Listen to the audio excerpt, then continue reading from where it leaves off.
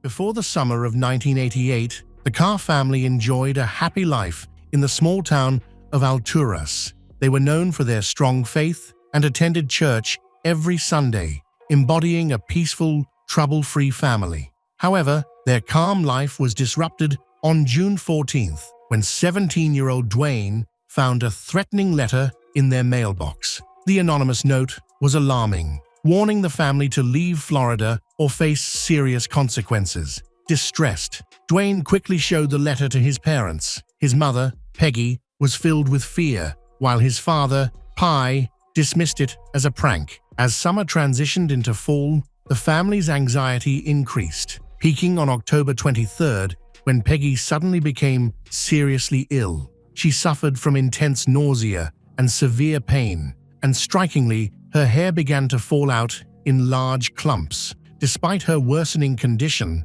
Pi insisted on not taking Peggy to the hospital, thinking it was just a temporary illness. However, Peggy's health rapidly deteriorated, and within a week, she fell into a coma. To make matters worse, Dwayne started showing the same troubling symptoms as his mother. This alarming situation led to a police investigation. On December 2nd, authorities made a shocking discovery. The sickness affecting the Carr family was caused by thallium, a deadly chemical often used in rat poison. Tests revealed that every family member, including Pi, had dangerously high levels of this poison in their bodies. As the investigation progressed, it became clear that someone was deliberately targeting the Carr family. The letter they received was not a joke. It was a warning of the danger ahead. Authorities now had to work quickly to identify the person responsible and prevent further harm. Turn back time. In 1988, Dwayne was happily living with his family in the peaceful town of Alturas, Florida. His mother, Peggy, worked hard as a waitress at a local diner. After raising 3 children by herself, she found love with Pi Carr, who had 2 children of his own, creating a blended family. Life in Alturas seemed perfect. It was a quiet place where people left their doors unlocked, ideal for raising a family. However, on October 23rd, everything changed in a tragic way. Early in the morning, Peggy went to work as usual. However, shortly after arriving at the diner, she began experiencing a burning sensation in her legs and feet, followed by severe chest pain. She was quickly taken to the hospital, where her condition left her nearly incapacitated. Despite extensive tests, doctors were unable to determine the cause of her symptoms and sent her home with pain relief medication. A week later, on October 30th, Peggy and Dwayne, along with Dwayne's stepbrother, Travis, were taken to the hospital with severe symptoms. The pain was so intense that they were brought to tears, and they were scared for their lives. Peggy was admitted to the intensive care unit, where an infectious disease specialist noticed something troubling, suggesting possible poisoning. He decided to test for thallium, a toxic substance banned in the U.S. since 1972, but still found in some old rat poisons. The test results were shocking. Peggy had 50 times the deadly amount of thallium in her body. The following day, October 31st, she fell into a coma. Travis needed a respirator, and Dwayne showed no signs of getting better. The police quickly started an investigation with a clear goal: to identify the source of the poisoning and prevent more harm. They searched the orange groves, tested the neighborhood's water supply, and even investigated the diner where Peggy worked, but found no signs of thallium. As news broke, panic spread through the community. Concerned citizens demanded answers, anxious about their safety. Investigators arrived at the Carr home, carefully collecting dust samples and over 400 household items for testing. One item of particular concern was a 6-pack of Coke bottles, 3 of which were unopened. Tests showed that each bottle contained more than a gram of thallium, enough to be lethal to an adult. The lead detective understood that there were 2 possible explanations. Either the Coke had been tampered with at the factory, or it had been contaminated elsewhere. If it was factory tampering, many more people might have consumed the poison, potentially affecting not just the county, but the entire state or even the nation. This fear led locals to hesitate before drinking Coke. The investigation initially targeted the bottling company. However, thanks to Coca-Cola's cooperation, it was quickly determined that large-scale tampering was not possible. It was found that tampering with the product at the plant could not physically happen. As a result, the police concluded that this was a deliberate attack on Peggy Carr and her family. The investigation focused on family members, with Peggy's husband, Pi Carr, becoming a key suspect. Although they had been married for just 7 months, their initial happiness had faded quickly. Pi spent long hours working at the mine, which made Peggy increasingly suspicious of him. One night, she caught him with another woman, further deepening her concerns. During the weekend that Peggy became ill, Pi happened to be out of town. When he returned, he was reluctant to take her to the hospital. As investigators looked further into Pi's past, they tried to find a reason why he would poison his wife. However, one question continued to trouble the police. Why would Pi also poison his own son, Travis? During the interrogation, Pi shared an intriguing piece of information. On June 14th, 4 months before Peggy got sick, Dwayne discovered a letter in the mailbox. Inside, there was a yellow post-it note with a typewritten warning telling the family to leave Florida within 2 weeks or they would face death. At first, Dwayne and his siblings found it funny, but now Pi's lack of concern appeared more suspicious. The police discovered that unsettling events had previously occurred in the Carr household. A few years earlier, 2 of their dogs had died unexpectedly, showing signs of severe illness and hair loss. This raised a disturbing possibility that they might have been subjected to experimentation. As Peggy's condition worsened, Dwayne and Travis showed no signs of getting better. The entire family was tested for thallium. The results were shocking. Every family member, including Pi Carr, had trace amounts of thallium in their system. This finding ruled Pi out as a suspect, since it seemed unlikely that someone would commit such a crime while also risking their own exposure to the poison. Even Peggy's 2-year-old granddaughter, Casey, had traces of thallium. On March 3, 1989, after 5 months of suffering, Peggy's health took a tragic turn for the worse. Dwayne was summoned to her bedside one last time as the family made the painful decision to take her off life support. Peggy Carr passed away at the age of 41, leaving her family in deep sorrow. Peggy's death shifted the investigation to a murder case. Poisoning is an unusual and deliberate method of killing, typically associated with a particularly clever and disturbed individual. When the FBI examined the contaminated Coke bottles, they discovered tiny scratch marks, suggesting that the bottles had been carefully altered. Thallium had been added, the caps resealed, and the bottles looked untouched. Since thallium is both tasteless and odorless, it dissolves easily without leaving typical signs like overflow, discoloration, or sediment in soda. The careful mixture found in the Coke bottles indicates that the perpetrator possessed advanced chemistry knowledge, an exceptionally intelligent person who thought they were more cunning than everyone else. Police began to interview neighbors and townspeople in Alturas, a small community with only a few hundred residents, as they searched for the person responsible for this terrible crime. The closest neighbors to the Carr family were George James Trepal and his wife, Diana. When detectives questioned Trepal, he reacted with surprising anger, criticizing the redneck children and family living nearby. When asked who anyone would want to harm the Carr family, George gave a disturbingly detailed answer. He believed someone wanted them to move away. This was exactly the same message found in a threatening letter sent to the Carrs, a detail known only to the police. This unusual response led investigators to consider Trepal as a prime suspect. Further investigation revealed that George was a self-taught chemist, while his wife, Diana, held a master's degree in chemistry. Both were part of an elite society for individuals with an IQ in the top 2% of the population. Investigators then uncovered George's criminal history. He had previously served time in prison for his role as the chemist in a large methamphetamine operation. One key ingredient used in making methamphetamine is thallium. The news that George was a person of interest surprised even Peggy's son, Dwayne, who found it hard to believe that Treple was capable of such a terrible crime. The detectives found out that Treple had a prior altercation with the Carr family over loud music. Just 2 days after this dispute, Peggy Carr was poisoned. Although there were connections between the two events, the police did not have sufficient evidence to arrest Treple. Typically, police procedures involve questioning a suspect in hopes of securing a confession. However, detectives felt this tactic would not be effective with Treple, who is introverted and avoids confrontation. Therefore, the FBI suggested an alternative approach. Someone needed to go undercover to outwit Treple. The police assigned Special Agent to go undercover in the group that George Treple was part of. The goal was to earn Treple's trust and collect enough evidence to demonstrate his involvement in the poisoning.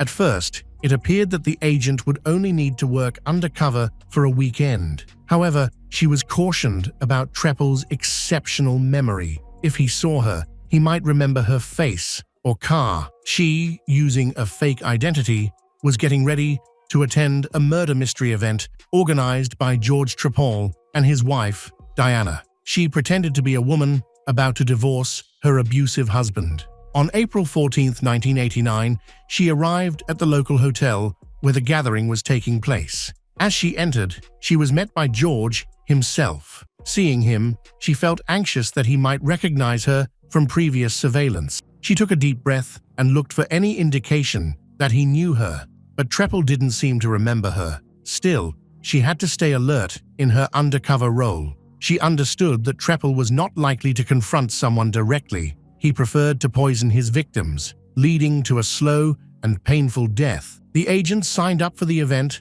and received a packet with all the weekend details prepared by Treple himself. The pamphlet outlined several carefully crafted murder scenarios, including one that involved poisoning.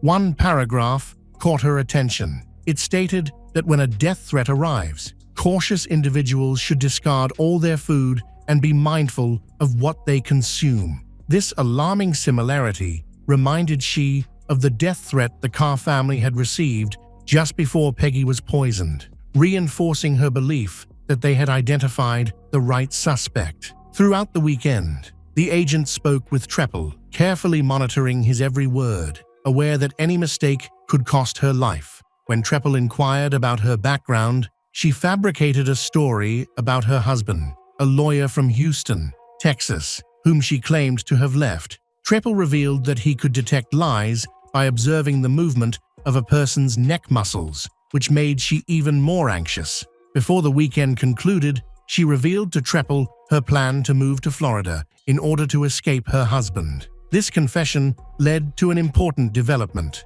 Treple mentioned that he and his wife were considering relocating their practice and selling their house. After meeting with her supervisors, the agent was told to extend her undercover operation beyond the original weekend. She recognized this as an opportunity to gather important evidence that could lead to a search warrant for Treple's house. Her goal was to find lab equipment or chemicals that would connect Treple to the crime. The next week, she visited Treple's house. During the visit, Treple bragged about how safe Alturas was and how nobody locked their doors. While she spotted several suspicious items, such as a secret passage in the library and a mannequin dressed in bondage gear, none of these were enough to obtain a search warrant. Despite her failed plan, the agent continued to act, committed to collecting more evidence. She understood the dangers involved. Revealing her real identity could put her and her family at risk.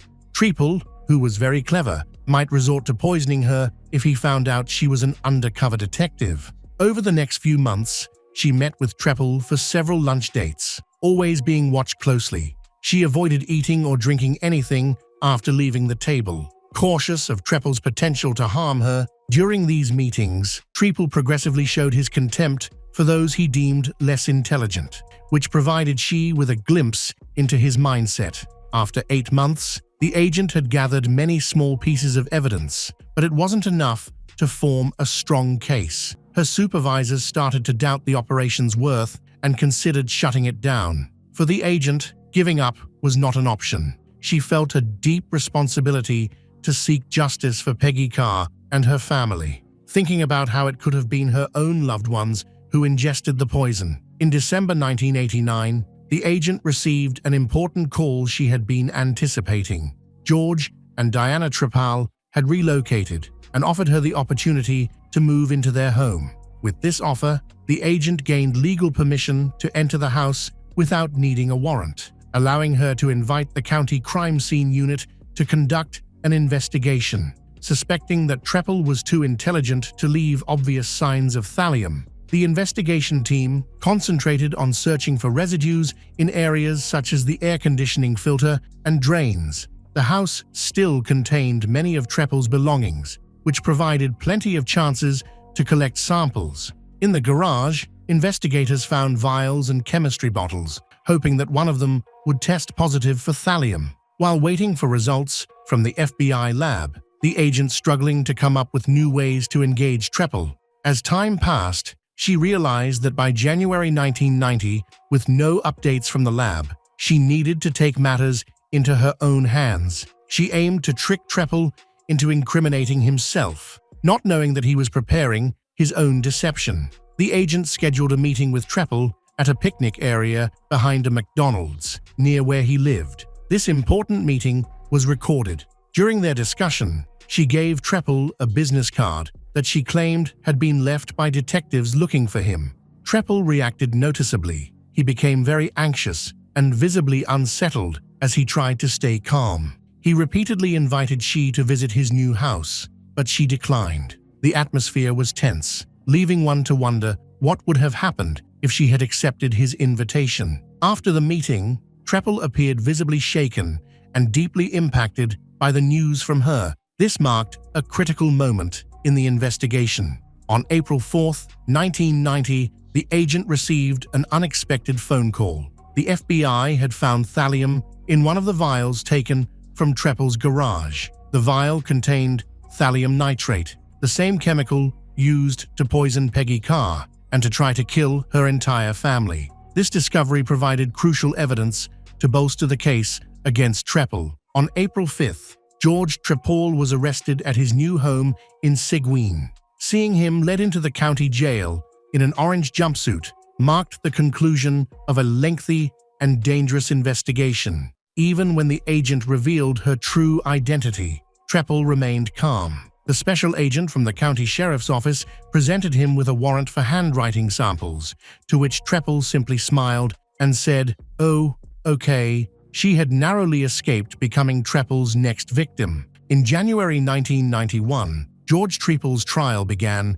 with substantial evidence against him. Police found a journal in Trepal's home called General Poisoning Guides, which identified thallium as a common poison used by criminals. The journal included references to harming neighbors, and 55 fingerprints found in it matched Trepal's. The prosecution also presented the tools used to tamper with the Coke bottles, including a set of tiny screwdrivers. One screwdriver was missing and fit perfectly with the marks on the bottle caps, which was incriminating evidence that shocked the jury. Throughout the trial, Trepal maintained a calm and emotionless demeanor, even smiling at times. His lack of remorse and his premeditated actions revealed a disturbing level of malice. He rationalized his cruel actions by claiming he was more intelligent than others and believed that those he deemed less intelligent did not have the right to live. The trial lasted for 2 months, but the jury took only 4 hours to reach a decision.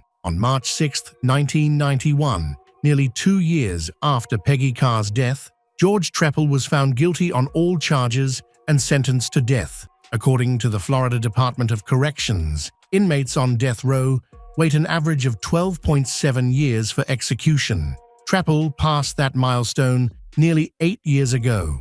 With this verdict, justice was served for Peggy Carr. The special agent's unwavering dedication and bravery played a crucial role in bringing this criminal to justice. She put her life at risk to ensure that Trepal was held accountable for his horrific actions. Reflecting on her commitment, one can't help but admire her courage. She went above and beyond to ensure that Peggy's killer faced justice, earning the respect and gratitude of many. The other members of Peggy Carr's family, who also experienced poisoning, fully recovered. However, the loss of Peggy deeply affected her son Dwayne. Losing his mother at just 16 years old was a traumatic event that left him with lasting emotional pain. In the years after her passing, Duane struggled with his grief, frequently expressing it through anger and emotional outbursts. Eventually, he discovered comfort in writing letters to his mother, where he shared his feelings.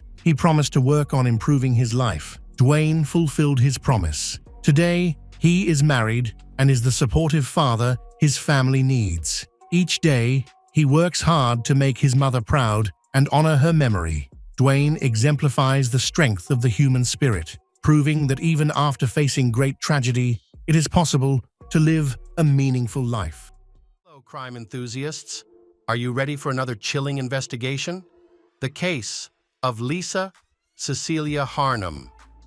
On July 30, 2011, around 10:30 p.m., unusual sounds resembling a woman's screams were heard from the balcony of the 15th floor of a luxury apartment building in Sydney, Australia. Witnesses, confused by the alarming noises, quickly rushed to the building's ground level. There, they discovered a girl's lifeless body who had fallen to her death. Her name was later identified as Lisa Cecilia Harnum. Moments later, a visibly distraught man exited the building, overwhelmed with shock and grief, suggesting it was a tragic accident. Lisa had a passion for dance from a young age and was actively involved in ballet as a teenager. She was well known for her sociable, confident, and energetic personality. In 2005, at the age of 24, Lisa loved to travel and gain new experiences. She grew up in the suburbs of Toronto, Canada. Lisa then moved to Australia. Lisa initially came to Australia on a 12-day working visa. However, she extended her stay by working at a hair and beauty salon in Sydney. The position suited Lisa well, as she had a passion for fashion, unique hairstyles, and the latest beauty trends. Despite being away from home, Lisa kept in touch with her family in Canada, regularly speaking to her mother. Lisa's family was also supportive of her decision to move and her desire to become an Australian citizen. In 2009, Lisa was looking for a new apartment, and a friend introduced her to a potential roommate, Simon Gattani, who was about 10 years older than her. Simon was a shoe importer, known for wearing expensive suits and living a typical lifestyle of successful Sydney businessmen. He and his business partner mainly imported luxury shoes from the United States and sold them online in Australia for a profit. Initially, Lisa told her mother that the accommodation arrangement was only temporary. She planned to stay with Simon while she continued to look for another place to live. Lisa assured her mother that there was nothing to worry about. Lisa moved into Simon's luxurious apartment on the 15th floor of a high-rise building in central Sydney. The apartment had large windows and a spacious balcony. After only 2 months of living together, they began a romantic relationship. Lisa told her mother that she and Simon were starting to date, and their relationship seemed to be progressing rapidly. As their relationship progressed, the couple grew closer and became more serious. On Lisa's 30th birthday in June 2011, Simon proposed to her in front of a large crowd at a restaurant, inviting his closest friends and family to witness the moment. However, just 6 weeks later, on the morning of July 30, 2011, Lisa locked herself in the bathroom of their shared home and called her mother in Canada.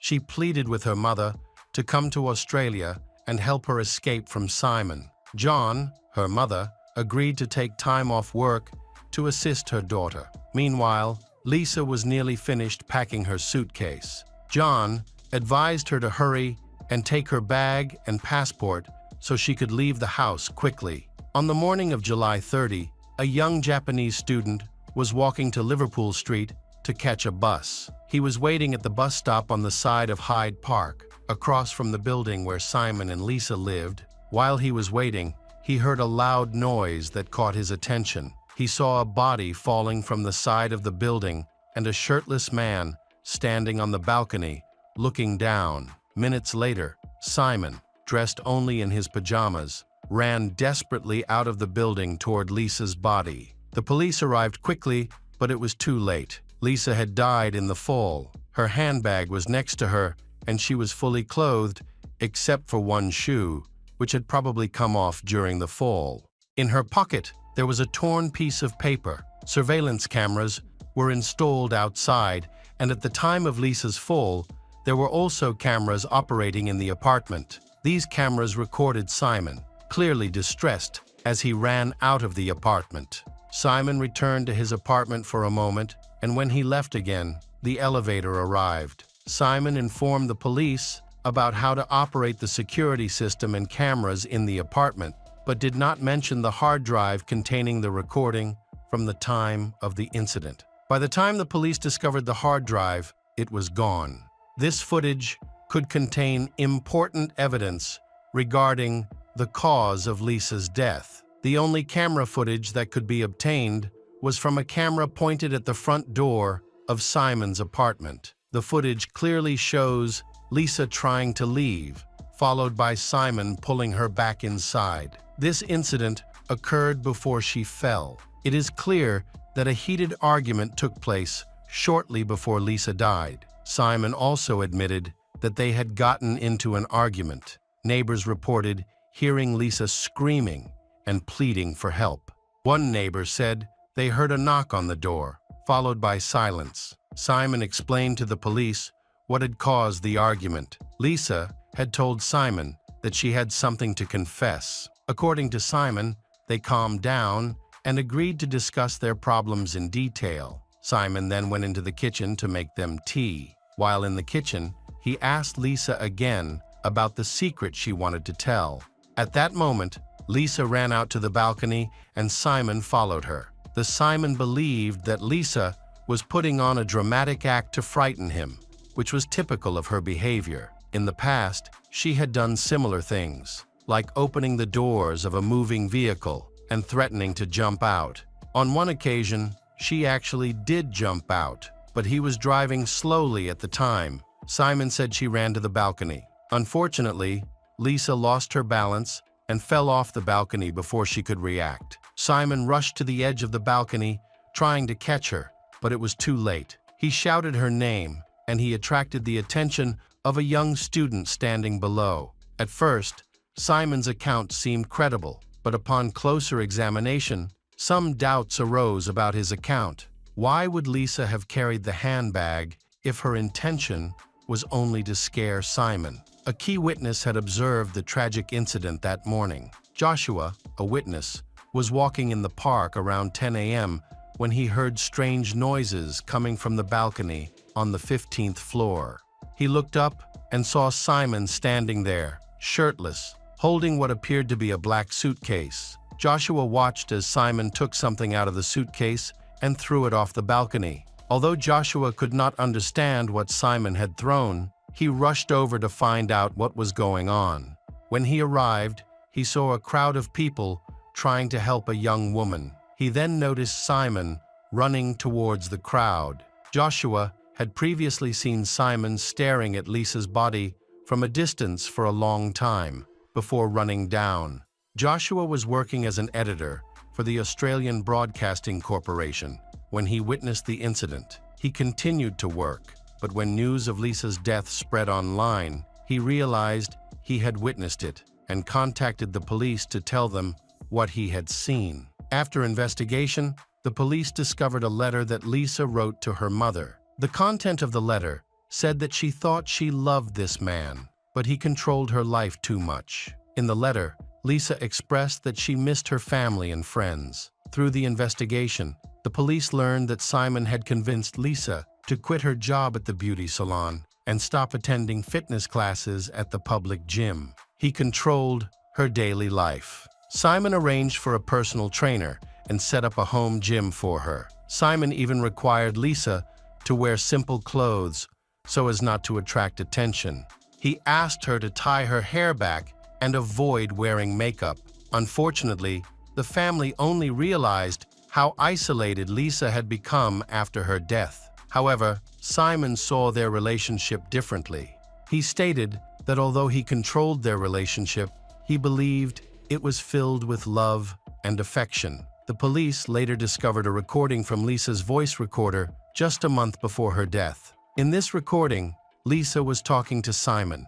She expressed that she only communicated with him and that her entire life revolved around him. She then cried and was confused about how her life had changed so drastically. In addition, the police also discovered that Simon had once written to Lisa, "You should never talk to or look at other men besides me. I have to be the only one for you." 6 weeks before Lisa died, she had shown clear signs that she wanted to end the relationship.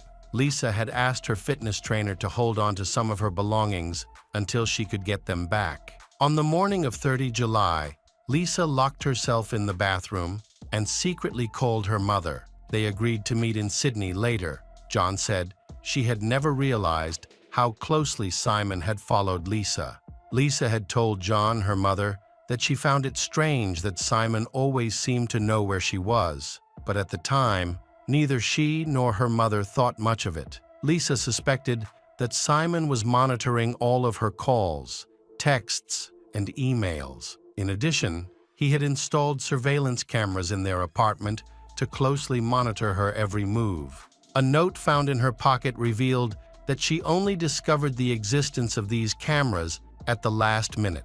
Through the footage, Simon learned about Lisa's intentions to leave him, her interactions with her coach, her conversations with her mother, and her plans to fly to Canada. Simon Gittany was charged with murder by police, and he was initially arrested but later released on bail. He pleaded not guilty in January 2012 and was released on bail until his trial began in November 2013. The media were not allowed inside the courtroom. A notable focus was Simon's new girlfriend, 23-year-old Rachel Louise. Her striking resemblance to Lisa attracted media attention and increased interest in the trial. Rachel has consistently shown her support for Simon throughout the trial, speaking out about his innocence whenever possible. She reportedly contributed about $85,000 of her own savings to pay for his defense attorney. The trial took place and lasted 4 weeks, starting on October 21, 2013. Simon's defense claimed that Lisa intended to jump over the railing due to her ongoing depression, but this explanation seemed unlikely. Material evidence could help clarify the situation.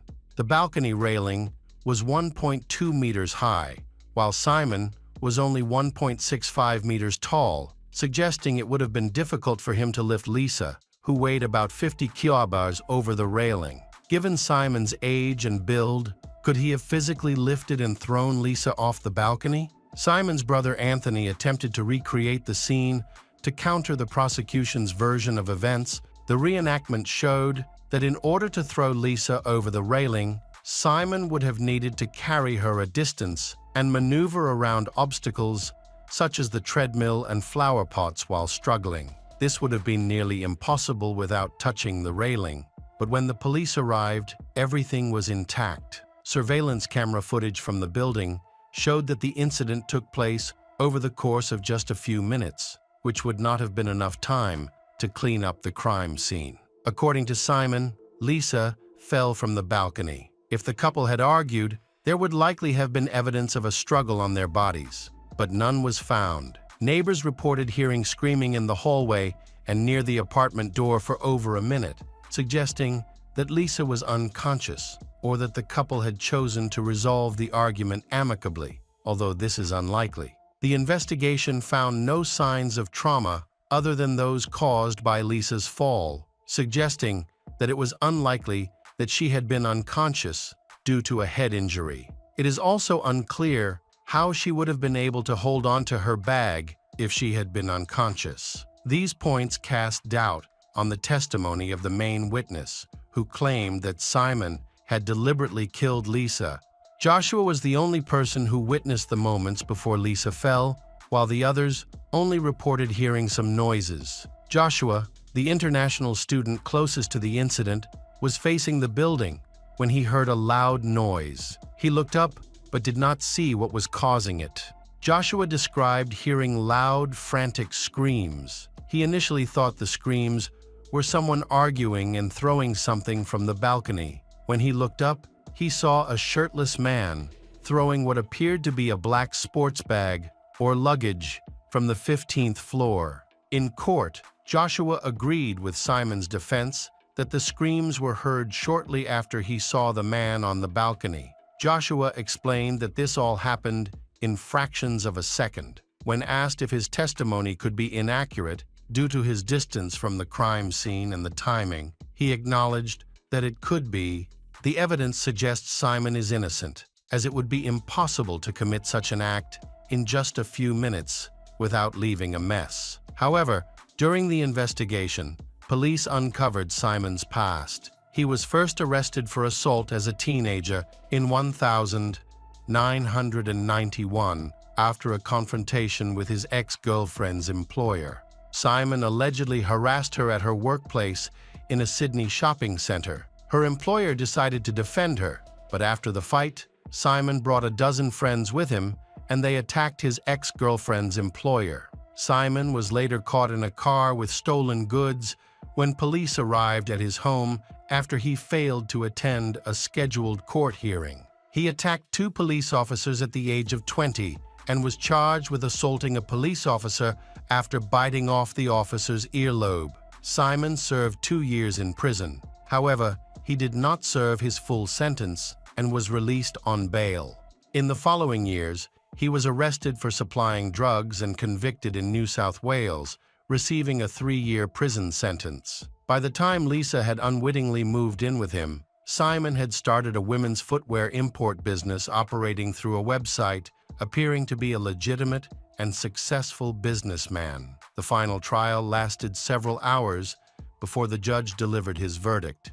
The judge found Joshua's testimony to be credible. They found Simon's testimony unconvincing, suggesting he appeared to be acting rather than being sincere. The judge concluded that, although Simon had a coherent story, his account lacked the necessary details to be considered credible. When the jury returned a guilty verdict for murder, Simon's girlfriend Rachel shouted at the judge, "You're completely wrong," and left the courtroom in tears. She became the target of fierce criticism from the media in Australia and abroad for supporting Simon. Rachel later sued the Daily Telegraph over 3 articles that allegedly portrayed her as a prostitute. Rachel eventually won an undisclosed settlement from the Daily Telegraph and continued to maintain that Simon was not guilty of murder. The judge sentenced Simon Gittany, then 40, to 26 years in prison for the murder of Lisa Cecilia Harnum. He will be eligible for parole on 21 May 2031. Lisa's family traveled from Toronto to Sydney to attend the trial. Hello again, true crime fans. We've got another mysterious case to explore, the case of Viviana Parisi and Gioele Mondello. In August 2020 in Italy, where 40-year-old Viviana Parisi lived with her 4-year-old son Gioele and her husband Daniele Mondello in the small town of Venetia. Viviana worked as a DJ in a nightclub. Originally from Turin, she moved to Venetia to be with her husband Daniele, who is also a DJ. Together, they created electronic music and were well-known and successful figures in the local nightlife scene. Both Daniel and Viviana actively maintained social media pages to promote their activities. Viviana frequently shared photos and videos, especially of her son Gioele, portraying their family as happy. However, their online presence was quite public, with Viviana posting clear images of her child's face, which raised concerns about privacy and safety. Some people cautioned Viviana about the potential dangers. On the morning of August 3, 2020, at 9:00 a.m., Daniele and Viviana woke up and had breakfast as usual. They planned to go to the recording studio to work, but Viviana decided to leave later. First, she needed to take her son to buy him new shoes. This means Viviana will have to take her child with her throughout the day to ensure she is supervised. On this day, Viviana forgot her cell phone at home. she prepared some food and got ready to go to work, including a trip to the mall to buy shoes for her son. Viviana and her son left home at around 10:00 a.m. They arrived at the toll booth in Mila and continued their journey along the highway towards Palermo. While passing through the Turde Tunnel on the Messina-Palermo highway, Viviana had an unfortunate accident. Her tire went flat and hit a road service car on the move, in which there were workers. Fortunately, it was not a serious accident. After slowly exiting the tunnel, she stopped in the nearest parking lot, just a few dozen meters from the exit. Several witnesses saw Viviana get out of her Opel. Some approached her to offer help, but she ignored them. They saw that no one was injured, so they eventually left. However, someone called the police to report the situation. The police arrived to inspect the car and found no signs of blood. Inside the car, they found Viviana's money and handbag, but neither Viviana nor Gioele were present. A long time passed. Daniele was at the studio, waiting for her to return from the trip. He tried calling her cell phone several times and left several voice messages, but he did not receive an answer. By evening, when Viviana and her son had not returned, Daniele was worried about her absence, so he went to the police to report her missing. That was when he knew that something had happened to Viviana. The police were investigating the disappearance of Viviana and Gioele because Viviana had been involved in a traffic accident that needed to be resolved. As time passed without any news, her husband became increasingly worried. For 5 days, nothing was heard from Viviana or Gioele. She was reported missing, and the Carabinieri police and volunteers were actively searching for her.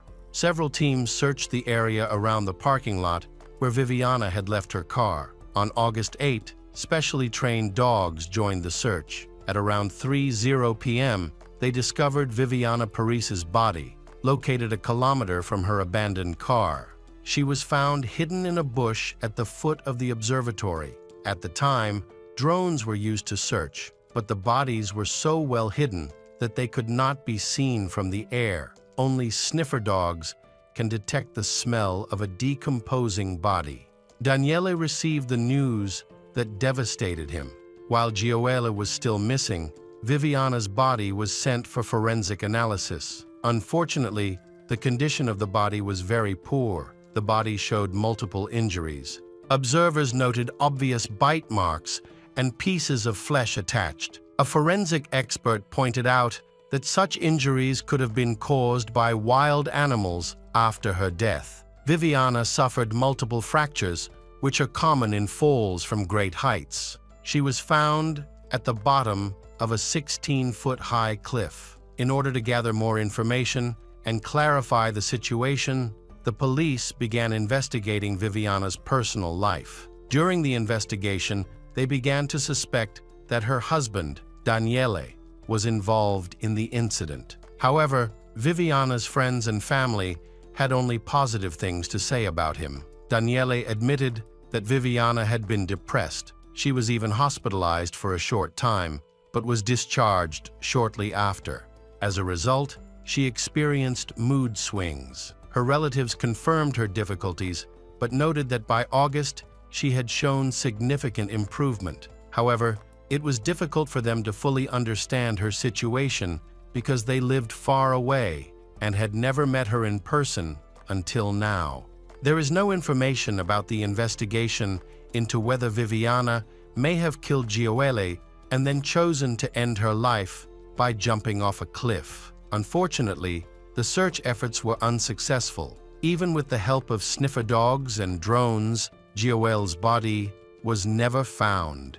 While examining Viviana's computer, police noticed that she had become increasingly interested in something called the Pyramid of Light, a work of art built using precise mathematical calculations. At the center of the pyramid, there is a spiral path that symbolizes the journey towards light and knowledge. Just days before her disappearance, Viviana had been researching how to get to the Pyramid of Light because she wanted to take her son there to be enlightened. It is important to note that based on her route that morning, She was likely headed to the Pyramid of Light, which was located 100 kilometers from their home. Viviana's recent social media posts hint at feelings of loneliness and reflection on her inner life. She may not have wanted Daniele to know about her journey to the pyramids. After investigation, the police discovered that she had been acting unusually over the past few months. She was often seen with the Bible, seemingly seeking comfort from her fears. She even held the Bible in public places. Things took a strange turn when Viviana publicly read passages from the Bible in front of the church. Viviana's family shared information with the police that Viviana had been acting erratically in the months leading up to her death. Viviana was concerned for her son's safety and sought refuge at the pyramids, but she never showed any intention of harming herself or her son. Police suspect that she may have been thrown to the foot of the tower column where her body was found. As if she had jumped herself, she would have fallen much further than where her body was found. During the investigation, the police found no fingerprints of Viviana on the pylon. If she had actually tried to climb up there to jump, she would have left some traces. In addition, the height of only 5 meters did not seem to be enough to cause her so many fractures. However, the area was home to many wild animals. If these animals were strong enough to move her body, they could easily drag her a considerable distance. During this time, witness accounts collected by the police regarding the Viviana's actions in the parking lot were conflicting. Some witnesses maintained that the Viviana was seen holding the child, while others insisted she got out of the car alone without any child or companion. Additionally, some observers noted that she was carrying a large bag. An elderly couple reported that after the car stopped, 2 people approached Viviana and tried to help her. Police have issued a public alert calling on these 2 people to come forward, as they are believed to be important witnesses who could help clarify the circumstances surrounding Viviana's death. Only they can confirm whether the child was actually with Viviana. Police pieced together a timeline of events from the morning of the incident by analyzing surveillance camera footage to track Viviana's movements. They were able to track most of her route along the highway. One particular incident caught their attention. As Viviana approached the highway toll booth, she said she had no money and was asked to pay with a credit card. However, it was clear that she had cash and a credit card with her as she was planning to go shopping. Police found Viviana's behavior very suspicious. After driving past the gas station, they located her at a gas station in a nearby suburb. She had taken a long detour to fill up there, which was unusual as there were several other gas stations along the route. Viviana had no problem paying for the gas as she used cash, unlike at the checkpoint. What was most important to the investigation was that Gioele was still in the car with his mother at this gas station. The boy was alive and well. The gas station attendant reported that everything seemed normal at the time.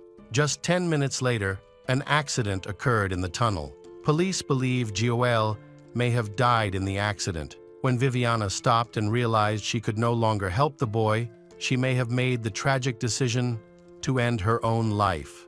This theory was soon dismissed as there was no blood or injuries found in Viviana's car. Another theory was that Daniele may have been a domestic abuser, which led Viviana and her son to choose to escape from him. It is believed that she saw the trip as an opportunity to take the child away from a dangerous husband. However, this idea was quickly dismissed as Daniele was widely regarded as a kind and loving person, and few believed that he could be abusive. Of particular concern is the voicemail on Viviana's phone that Daniele left while searching for her. Unable to reach her, he recorded a reassuring message in which he told her not to worry, that nothing had happened and that they would not do anything to her. This statement suggests that he was comforting her after a troubling event. Daniel said he was worried about Viviana and Gioele, which prompted him to try to reassure her.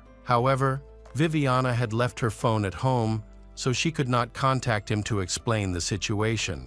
This made him even more worried. He did not provide the police with a clear explanation of his concerns or any useful information. However, the police believed he knew more than he was letting on. Meanwhile, the investigation discovered that Viviana had been suffering from severe panic attacks and mental health issues in recent months, for which she had been receiving medication and treatment. Daniele mentioned that Viviana may not have been taking the medication prescribed by her psychiatrist. According to Daniele, she only relied on medications that she was familiar with. As a result, she was in an unstable state with Gioela. This situation could have led to an attack. Viviana clearly endangered Gioela. On August 16, 2 witnesses who had helped Viviana came to the police station. They turned out to be a married couple. They were unaware of Viviana's death because they did not recognize her in the pictures shown on television. However, when they received word that the police were looking for them, the couple agreed to clarify what had happened during their encounter in the parking lot. Witnesses confirmed that Viviana was holding a child in her arms during the incident. Neither Viviana nor the child appeared to be seriously injured. Witnesses noted that there were no signs of scratches, bruises, or bleeding. The child in Viviana's arms was conscious. The couple then suddenly saw Viviana appear to be in a panic and run away with the child. She held Joelle protectively and ran through the bushes. The 2 witnesses followed her, believing that something was wrong and that Viviana and the child needed help. However, Viviana quickly fled from them into the dense vegetation, and Viviana did not respond to their calls, causing them to stop searching for her. After the investigation, there were still no further clues leading to Gioelle's whereabouts. The police discovered a medical certificate which included a psychiatrist's assessment of Viviana's condition. She had a nervous breakdown and became paranoid. Daniele became desperate when the police failed to find his son. He assembled a team of volunteers, mostly friends and family members. Amazingly, later that evening, while searching the area near where Viviana's body was found, they discovered the body of a baby boy. The condition of the body was tragic. The body was badly decomposed, and some of the bones were missing, likely carried off by wild animals. Because the body was so badly decomposed that identification was impossible, after testing through dental records, they determined the body was Gioelle. Unfortunately, the discovery of the body does not bring us any closer to solving the case. Daniele believes this shows negligence on the part of the police. He is baffled as to why they did not find the body sooner, especially since it was already decomposed and was near Viviana's body at the time. After the investigation, the police discovered that Daniele knew about her serious emotional struggles but showed no concern for her or her well-being. Investigations revealed that shortly before her disappearance, he had begun communicating with a divorce lawyer. Viviana found out about his intentions to divorce him. Did this revelation cause her to take such drastic measures? Unfortunately, Gioelle's autopsy was inconclusive. The cause of his death was never known. In order to find out why the family tried to conceal information about Viviana's illness, the police wiretapped all family members. During the wiretapping, the police discovered that no one in Viviana's family agreed that her cause of death was end his own life. Other than that, nothing suspicious was discussed. Her relatives simply underestimated the severity of her illness. Daniele's family later spoke out. They claimed that the police had conducted a poor search and had not found Gioelle's body quickly enough, which may have missed important clues. They were confident that Viviana would not have taken her own life or harmed her son, although they admitted that she had struggled with mental health issues of late. At the same time,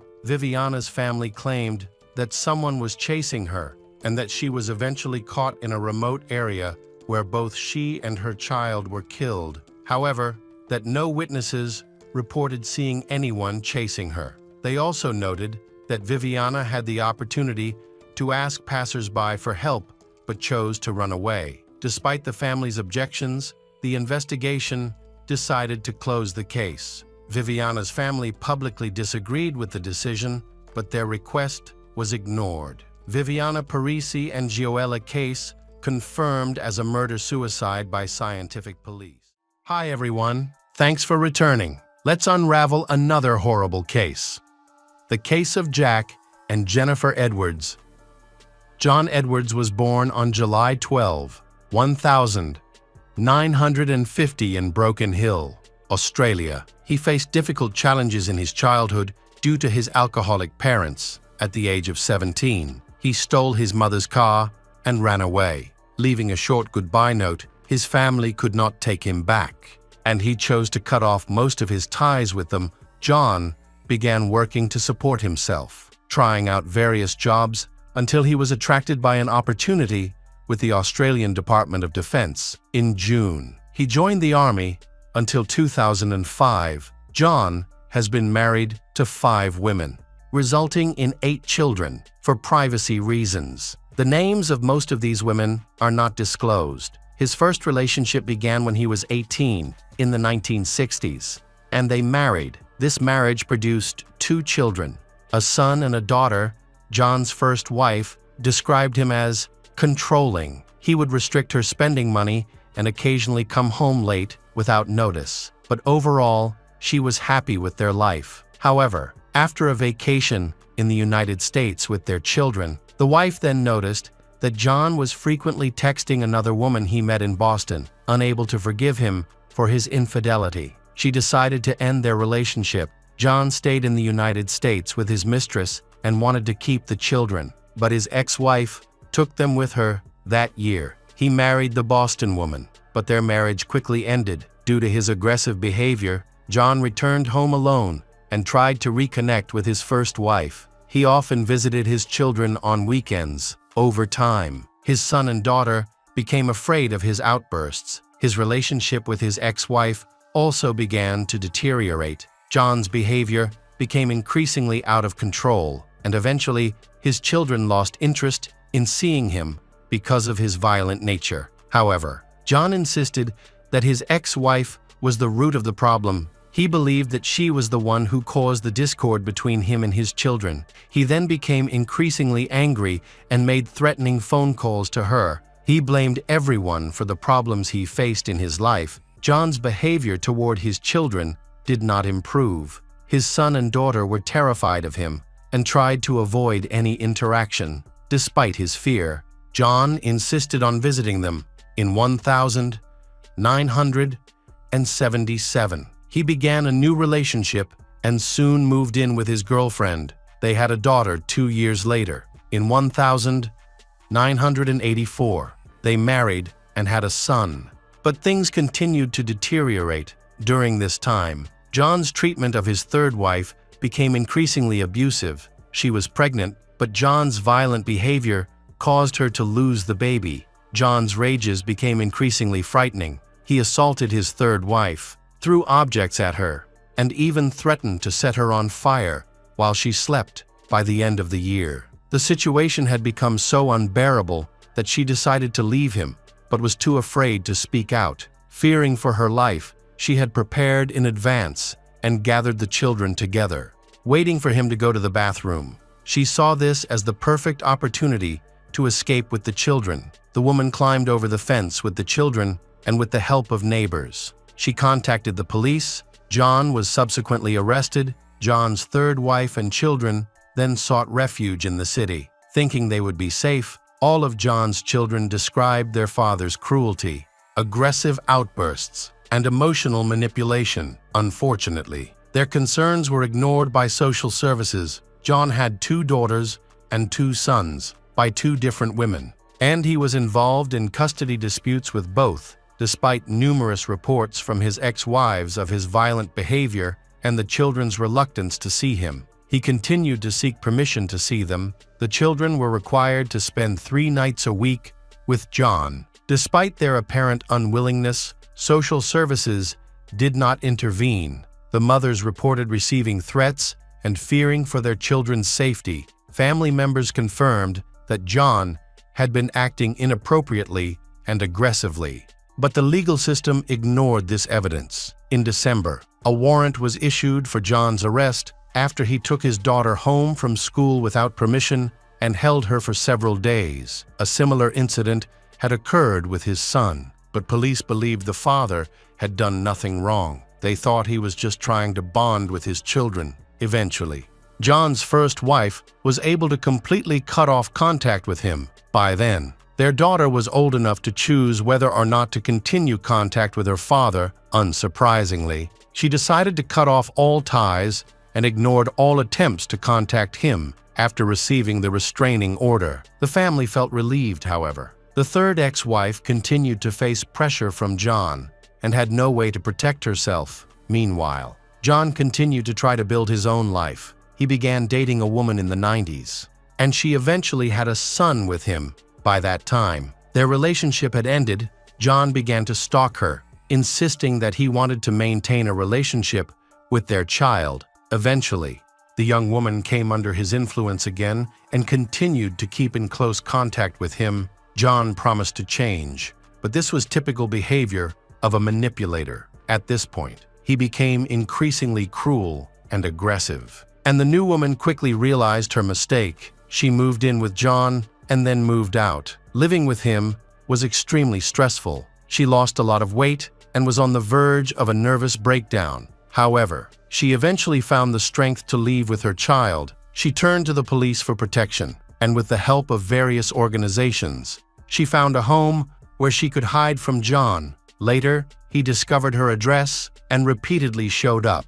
Trying to break down the door and threaten her, John made several attempts to kidnap her son and eventually pressured the woman into giving him partial custody. As a result, the boy would occasionally stay at his father's house, where John also had 2 children with his third wife. When those children grew up, they chose to cut ties with their father. John later remarried, a skillful manipulator. He knew how to charm women, showering them with attention and affection. John's new wife became pregnant, but he forced her to have an abortion, and she refused. This angered him. John then made the situation worse by attacking her, pushing her down the stairs and beating her for a long time. It appeared that he intended to harm the child. As the 5th wife claimed, he aimed for her stomach with each blow. Despite his violence, she defended herself, and the child was delivered safely. John's 5th wife then fled to women's shelters to escape him.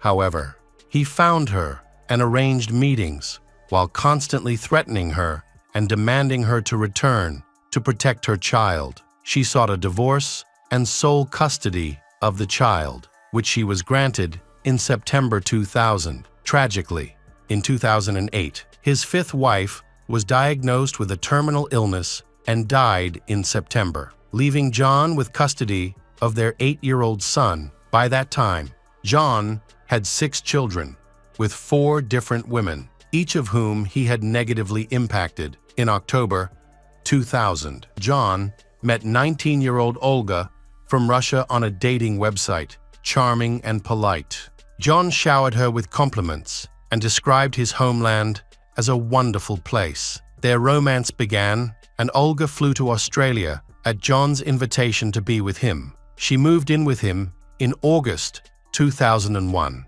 and they married on November 10 of that year. Their son Jack was born in September 2002, and daughter Jennifer in August 2004. Jack and Jennifer grew up in their family home in the quiet Sydney suburb of Pett Hills. Known for its natural beauty and close-knit community, however, John treated Olga in much the same way as he had treated his previous wives. He was verbally abusive and sought to control her every move. Unlike her previous partners, Olga found herself with no choice, with nowhere to run and no one to help her. Faced with these circumstances, Olga tried to adapt and keep the peace at the slightest sign of disobedience. John would threaten to take their children away and deport her back to Russia, fearing for her children. Olga endured the situation. John also controlled their finances, including Olga's salary, and dictated how she should dress and care for herself. His control and cruelty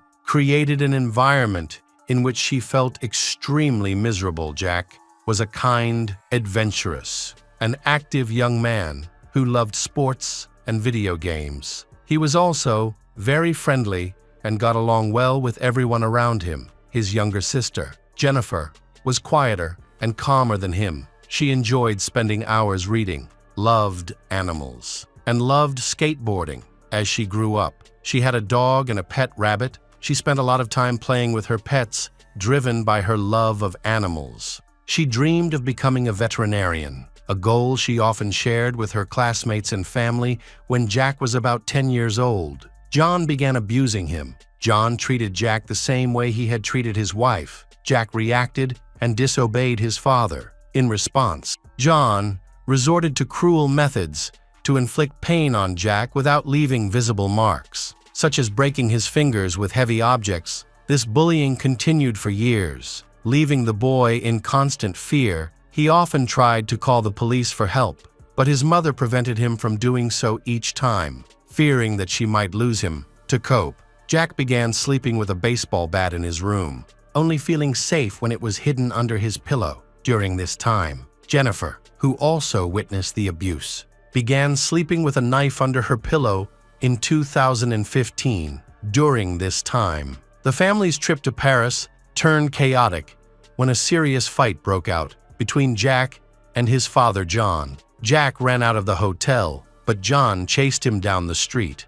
assaulting him by pinning him against a wall and choking him. The situation escalated, prompting passers-by to intervene. Jack then wanted to call the police, but his mother begged him not to. He complied, but the violence continued. With John becoming increasingly angry, the father's cruelty worsened over time. In December 2015, Olga decided that she could no longer tolerate his behavior and expressed her intention to file for divorce. John begged her to stay, promising to change. Olga eventually gave him another chance, but things only got worse. In January 2016, Olga became concerned and contacted the police after her son, Jack, went missing. Fortunately, the police found him within a few hours. It turned out that Jack had run away from home and did not want to return to avoid danger. Although it was clear that Jack was in a dangerous situation, the police returned him to Olga's family. Tensions continued to rise until March 2016, when Olga finally decided to take the children. On March 11, she went to a neighboring city to stay with friends,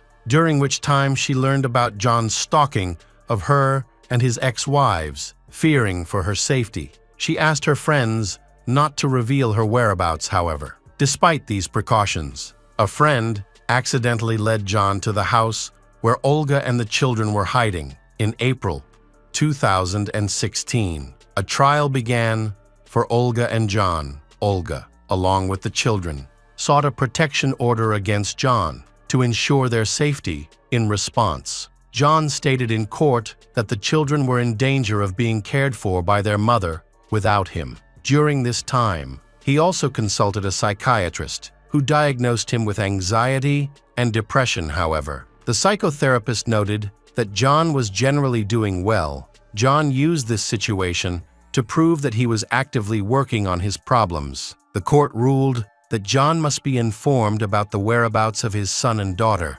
However, the court also decided that John must not come within 500 meters of Olga and the children. Despite this, he continued to follow them and try to contact them. One day, he went to Jennifer's school and tried to give her a dog. He also met Jack at the police station and wanted to send him a letter of apology. Meanwhile, John hired a private investigator to spy on his family. In February 2017, a private investigator found Olga at a yoga studio.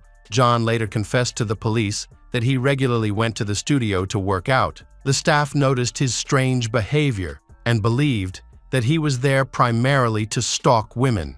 When Olga reported John for violating the restraining order, police dismissed her complaint and accepted John's explanation that it was accidental. Olga claimed that the situation was clearly a case of stalking, but her complaint was ignored. John later went to the police station to file a report that he disputed Olga's allegations against him. His intention was to increase his chances of gaining custody of the children, but that didn't help him.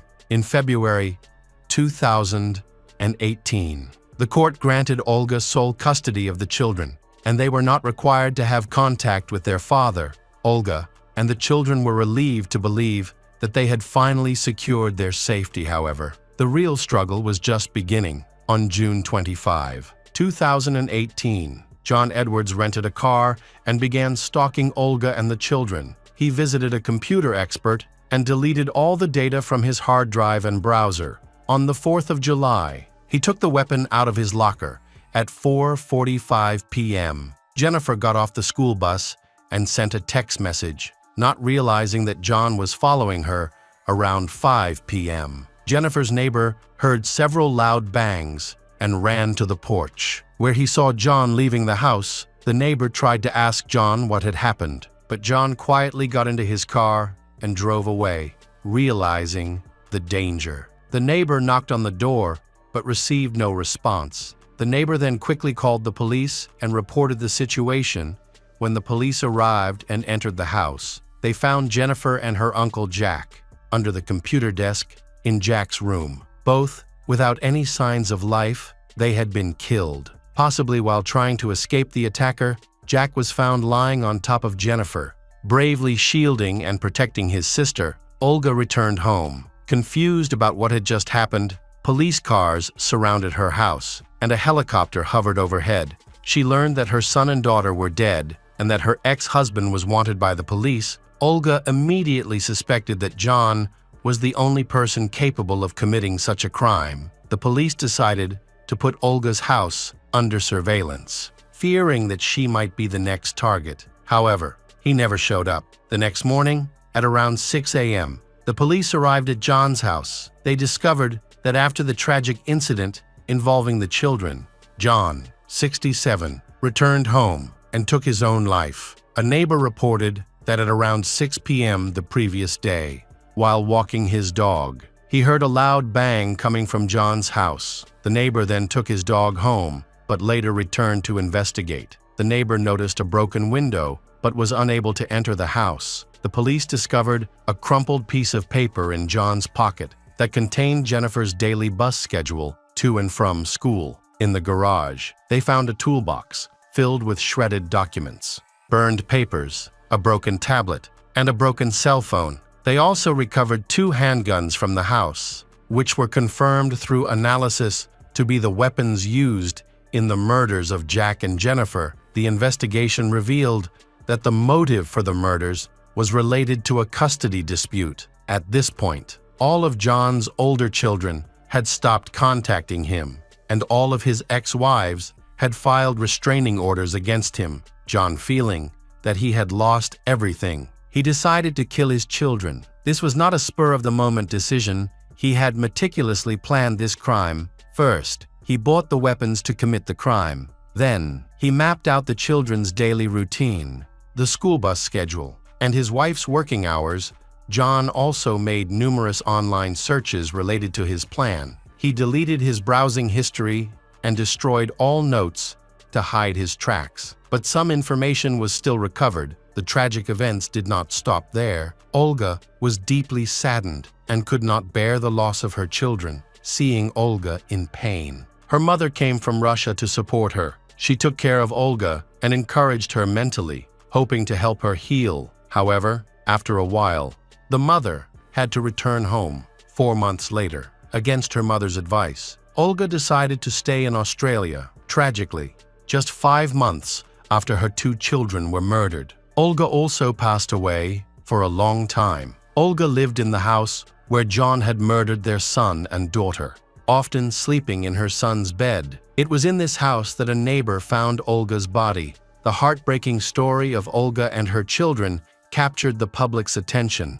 The children still suffered daily abuse and were forced to sleep near weapons. Separating themselves from their abusive father proved difficult, and the authorities largely ignored Olga's many complaints. In response to public pressure and concerns that the case might be covered up, the state police department launched an internal investigation to determine what factors contributed to the tragic event. The investigation found that a number of police officers had been negligent in their duties. There were no reports of harassment in yoga classes, and attempts to contact the children, despite court restrictions, went unpunished even during the struggle. Olga encountered opposition. The lawyer did not consider John dangerous. He completely ignored existing restraining orders issued by all of his ex-wives. An investigation was launched into the lawyer's conduct in custody cases. The defense lawyer ignored the testimony of the teenagers,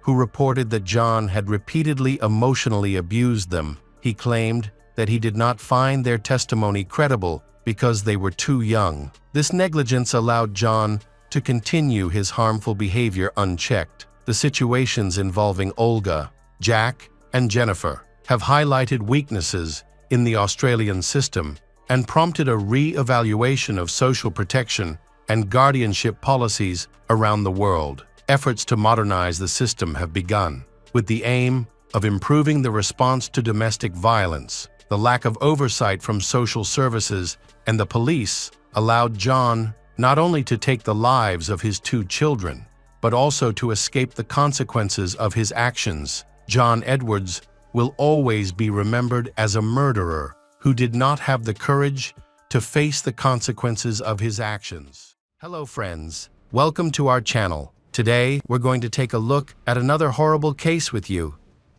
The case of Jenna Burley.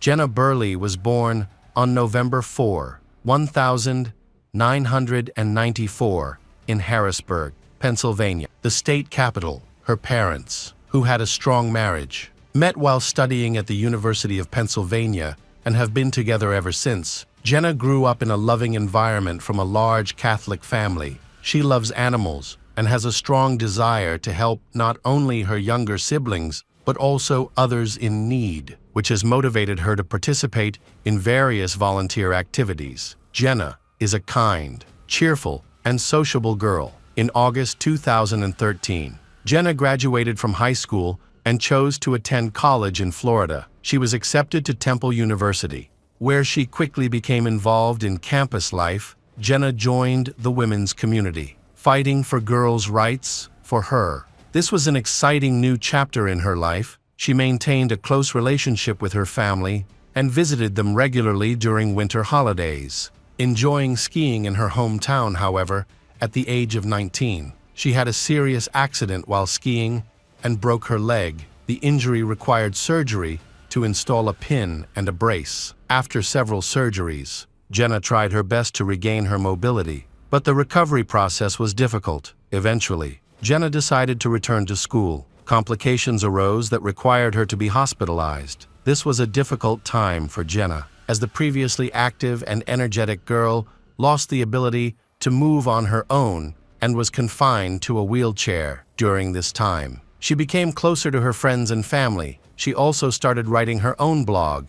In 2014, she published many articles that addressed many social issues and life in a positive way. Jenna aspired to be a designer or ecologist and shared her interests on social media. By 2015, she had realized her long-held dream of creating designer jewelry. She opened a small online store and donated 20% of her earnings to charity. After her trauma, Jenna struggled with her mental health, experiencing a significant depressive episode that led to a stay in a psychiatric hospital. During this time, she wrote about her battle with depression, anxiety, and attention deficit disorder on her blog. Determined not to waste her time recovering at her parents' house, she focused on her studies and graduated from a local college in Montgomery in 2015. Throughout this time, she kept in touch with friends and slowly began to heal.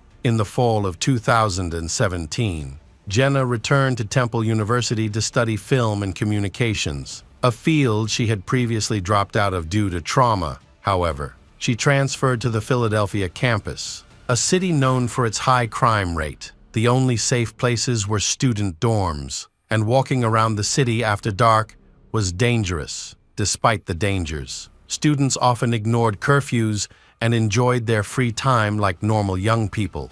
Jenna worked in a store while pursuing her design interests. Unfortunately, She faced a number of setbacks, including a car accident during her first week of school.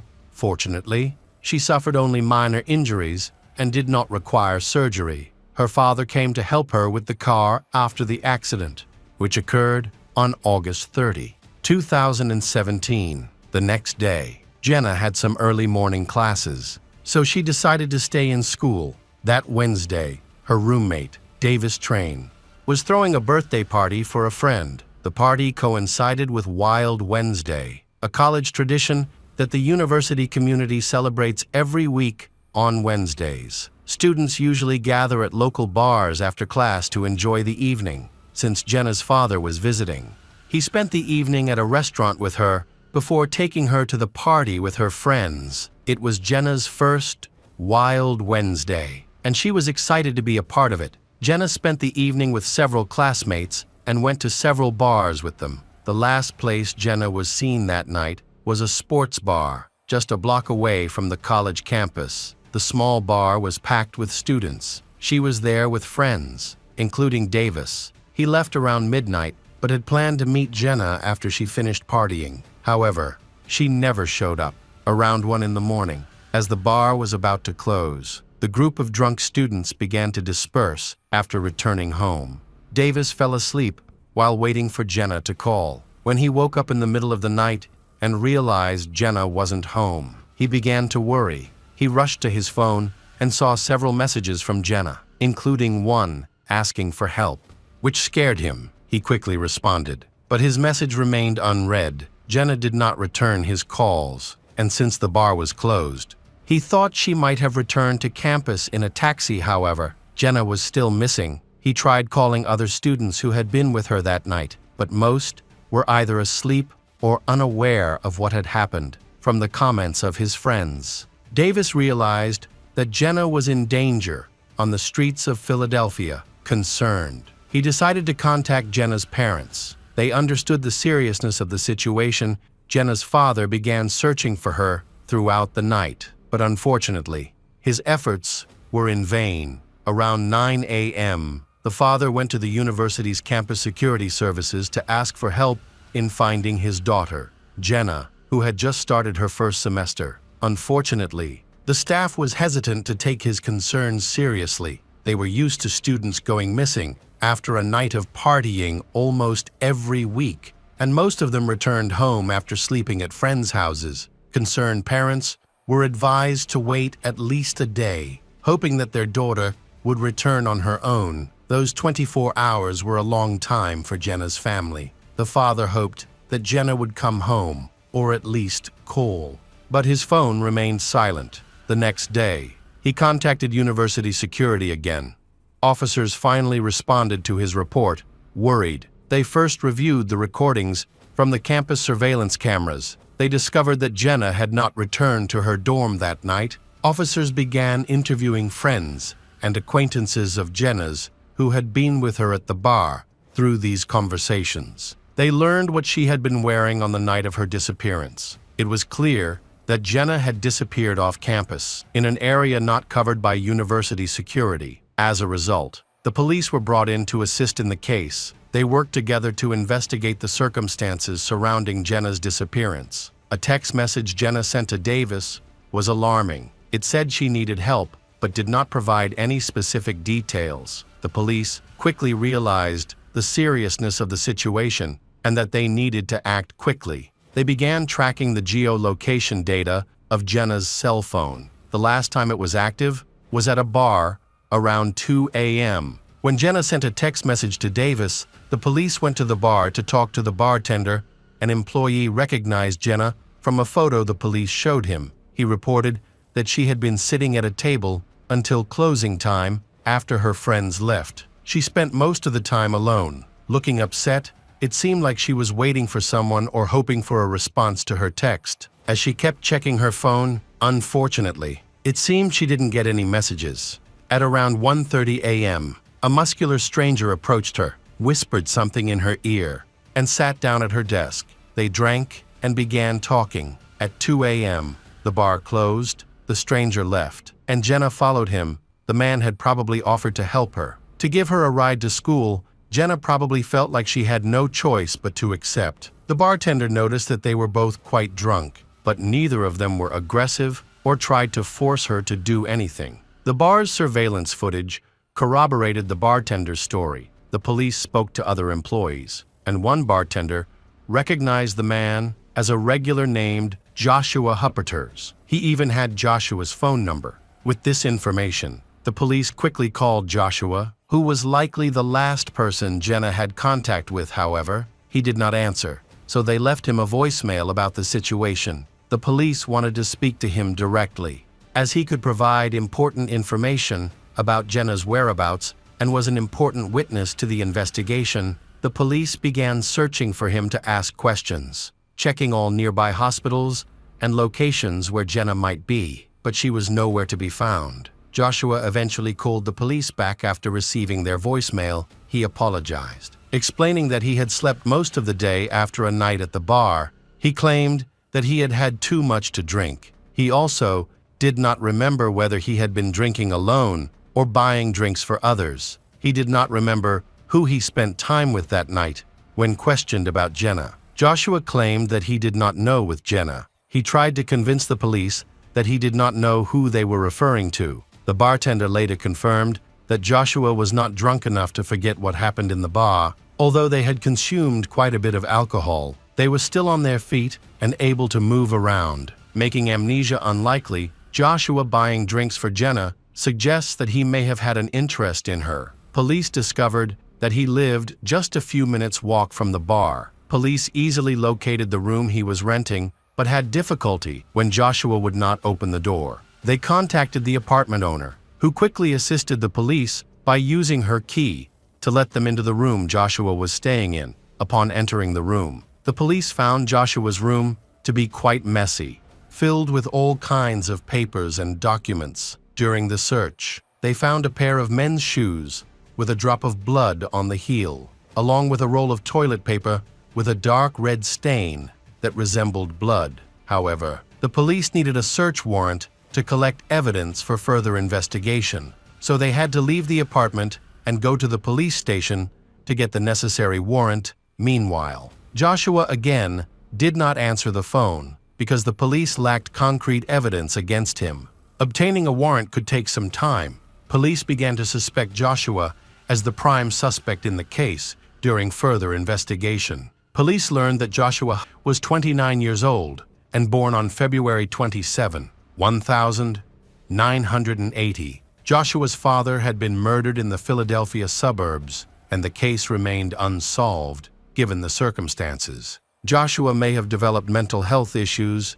Family friends have mentioned that he struggled after his father's death. However, the police have more troubling suspicions about him. Joshua has a lengthy criminal record that includes drug dealing, alcohol-related offenses, theft, and drunk driving. However, there are no other incidents of violence or assault in his past. On September 1, a young man named Jack Miley contacted the police, claiming to be a friend of Joshua. He said that, on August 30, he and Joshua had gone to a bar to meet girls. Jack left the bar at around 1 a.m. with other students and woke up at around 10 a.m. He immediately smelled a strong odor of cleaning products, which made him feel nauseous. Curious about the smell, he found Joshua in the kitchen, screaming on the floor while pouring bleach.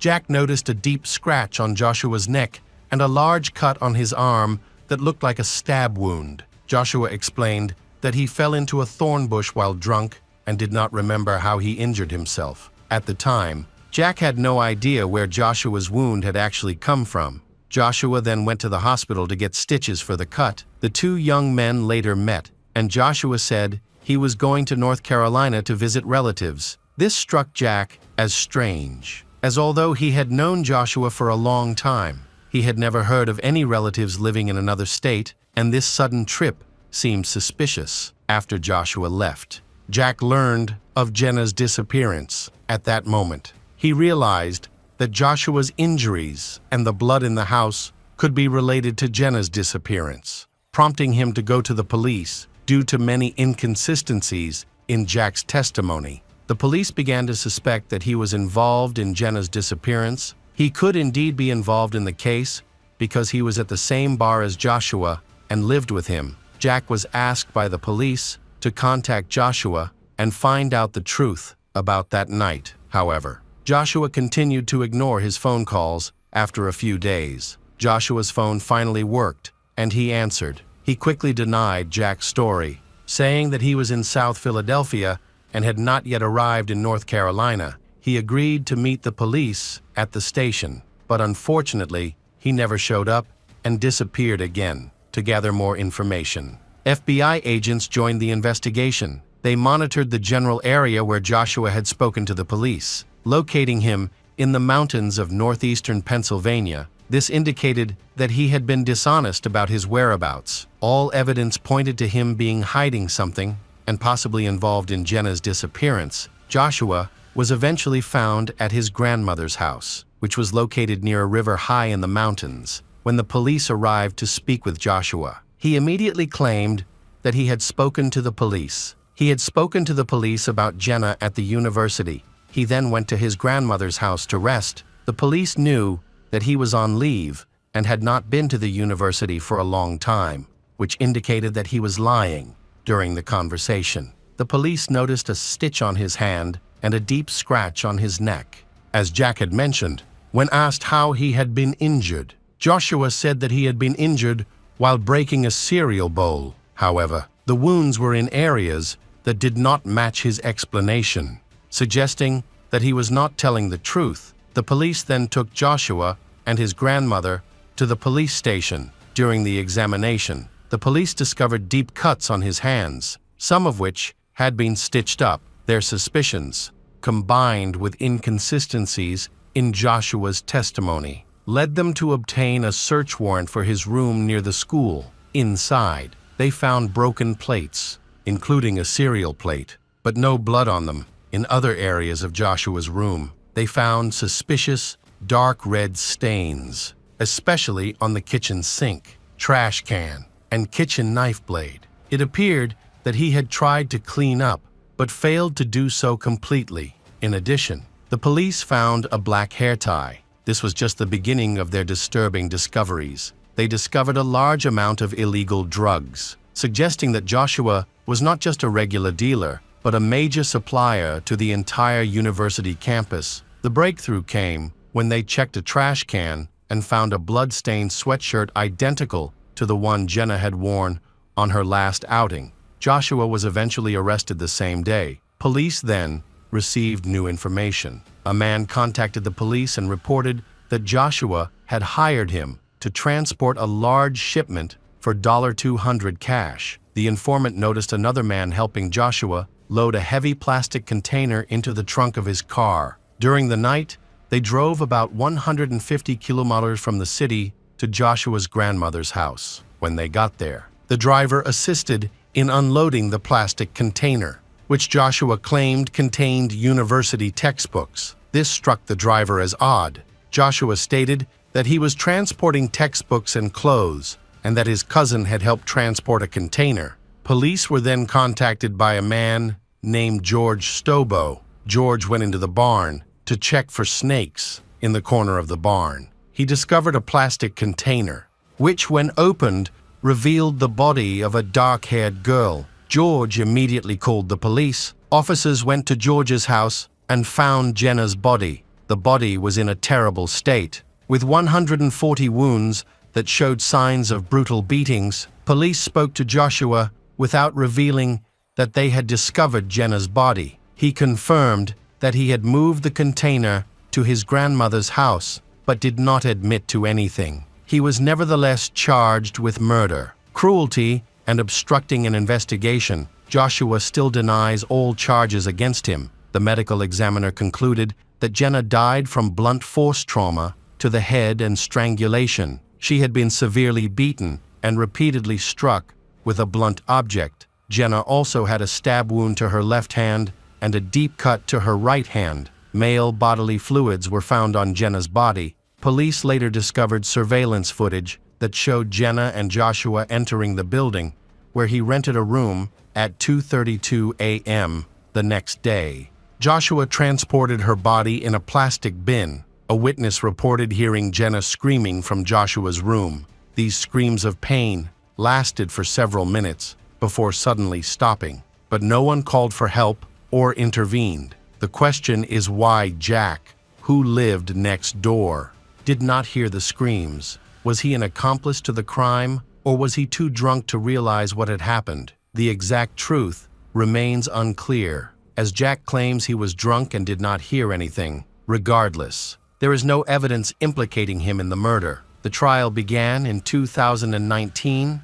At this time, forensic experts thoroughly examined Jenna's body and confirmed that there were male fluids on her body, indicating that she had been abused. However, Joshua claimed that their interaction was consensual. Joshua's lawyer insisted that Jack was the real culprit. However, Jack's sister testified, saying that her brother was completely unaware of the incident because he fell asleep after drinking, making it impossible for anyone to wake him up during the trial. Joshua changed his plea and admitted that he was involved in the desecration of the body, but he maintained his innocence of the murder. After deliberations, the jury found Joshua guilty of murder and related charges. He was sentenced to life without parole, plus an additional 18 years for concealing evidence. His lawyer quickly sought to appeal the sentence, arguing that police did not have the necessary warrant when they first searched Joshua's room. However, the appeal was rejected. Welcome back to our channel. Today, we will explore a new case, the case of Scott Collins. Fred Rose was born in 1950 in California, USA. In the early 1970s, Fred married his beloved Sharon. They decided to take their time and enjoy their first years together before giving birth. In 1976, they welcomed their first child, Justin. 2 years later, they had a daughter named Amy, and then their youngest child, Heather, was born. Balancing their professional lives with raising children provided them with a happy life. For Fred, family was extremely important, and he cherished every moment spent with them, whether during daily life or on vacations. They had fun trips, and one of their most memorable vacations was in San Diego, where the children were thrilled to see the many animals at the local zoo. In the early 1990s, their family lived in the Valencia area of Santa Clarita County, Los Angeles. Fred worked as an executive at a construction company that specialized in maintaining petrol stations. His job was based in Lancaster, but it required him to travel frequently. Nearby lived a 21-year-old man named Scott Forrest Collins. Scott lived with his mother. He had a long criminal history that included offenses such as arson, stabbing a man, stealing a woman's car, and threatening a teenager with a knife. In 1989, he was convicted of armed robbery and sentenced to 5 years in prison, but he was released on parole in late December 1991, returning to life on the streets of California. After his release, Scott reconnected with his mother, who some people described as manipulative and controversial. Shortly after his release, Scott began dating with a young woman. She lived with her parents, just a few blocks away from his cousin Amaya. Scott and Amaya were the same age, shared similar interests, and were part of the same group of friends involved in gangs and criminal activities. On Wednesday, January 22, 1992, Fred was on a business trip in Fountain and stayed overnight. The next day, at 11:00 a.m., Scott's mother dropped him off in Lancaster. He was dressed in blue pants, a sweatshirt, and popular brand sneakers. Later that day, around 1:00 p.m., Fred returned to his office in Lancaster and had a brief chat with his boss, Thomas Marriott. After the conversation, it was past 2 p.m. Realizing he was late for lunch, he informed Barbara Kopp, the office manager and dispatcher, that he was going to get a hamburger. As part of her responsibilities, Barbara kept track of employees and noted their departure time, so she checked her watch and recorded the exact time Fred left. Fred usually visited a fast food restaurant near his workplace, but on that particular day, he decided to do something different. After getting into his gray company car, he was approached by Scott, who threatened him and demanded the code for his bank card. Scott then drove about 90 kilometers south. At around 4 p.m., Fred then completed a transaction at the ATM. A bank employee reported that Fred withdrew $200 from the Northridge branch at 4:05 p.m. A minute later, another withdrawal attempt was made, but it was declined because Fred had reached his daily limit. The entire incident was recorded on surveillance camera. After the transaction, Scott held Fred's wallet in hand, forced him to drive to the San Fernando Valley. Meanwhile, Fred's co-workers began to worry when they noticed he had left his computer on and his briefcase open, which was uncharacteristic of him. After a long drive from 6:00 to 6:30 p.m., Scott realized he couldn't allow Fred to betray him. He forced Fred out of the car by the train tracks, aimed his weapon, and attacked Fred. Scott then fled the crime scene in Fred's car. A man lived nearby, heard 2 detonations about 3 to 5 seconds apart after he went outside. He noticed a car driving away to the west without its headlights on, although it was dark. He thought the car might be silver or gray. Another neighbor also heard the detonations and looked out her window, see the same thing. Besides, she noticed that there was a sticker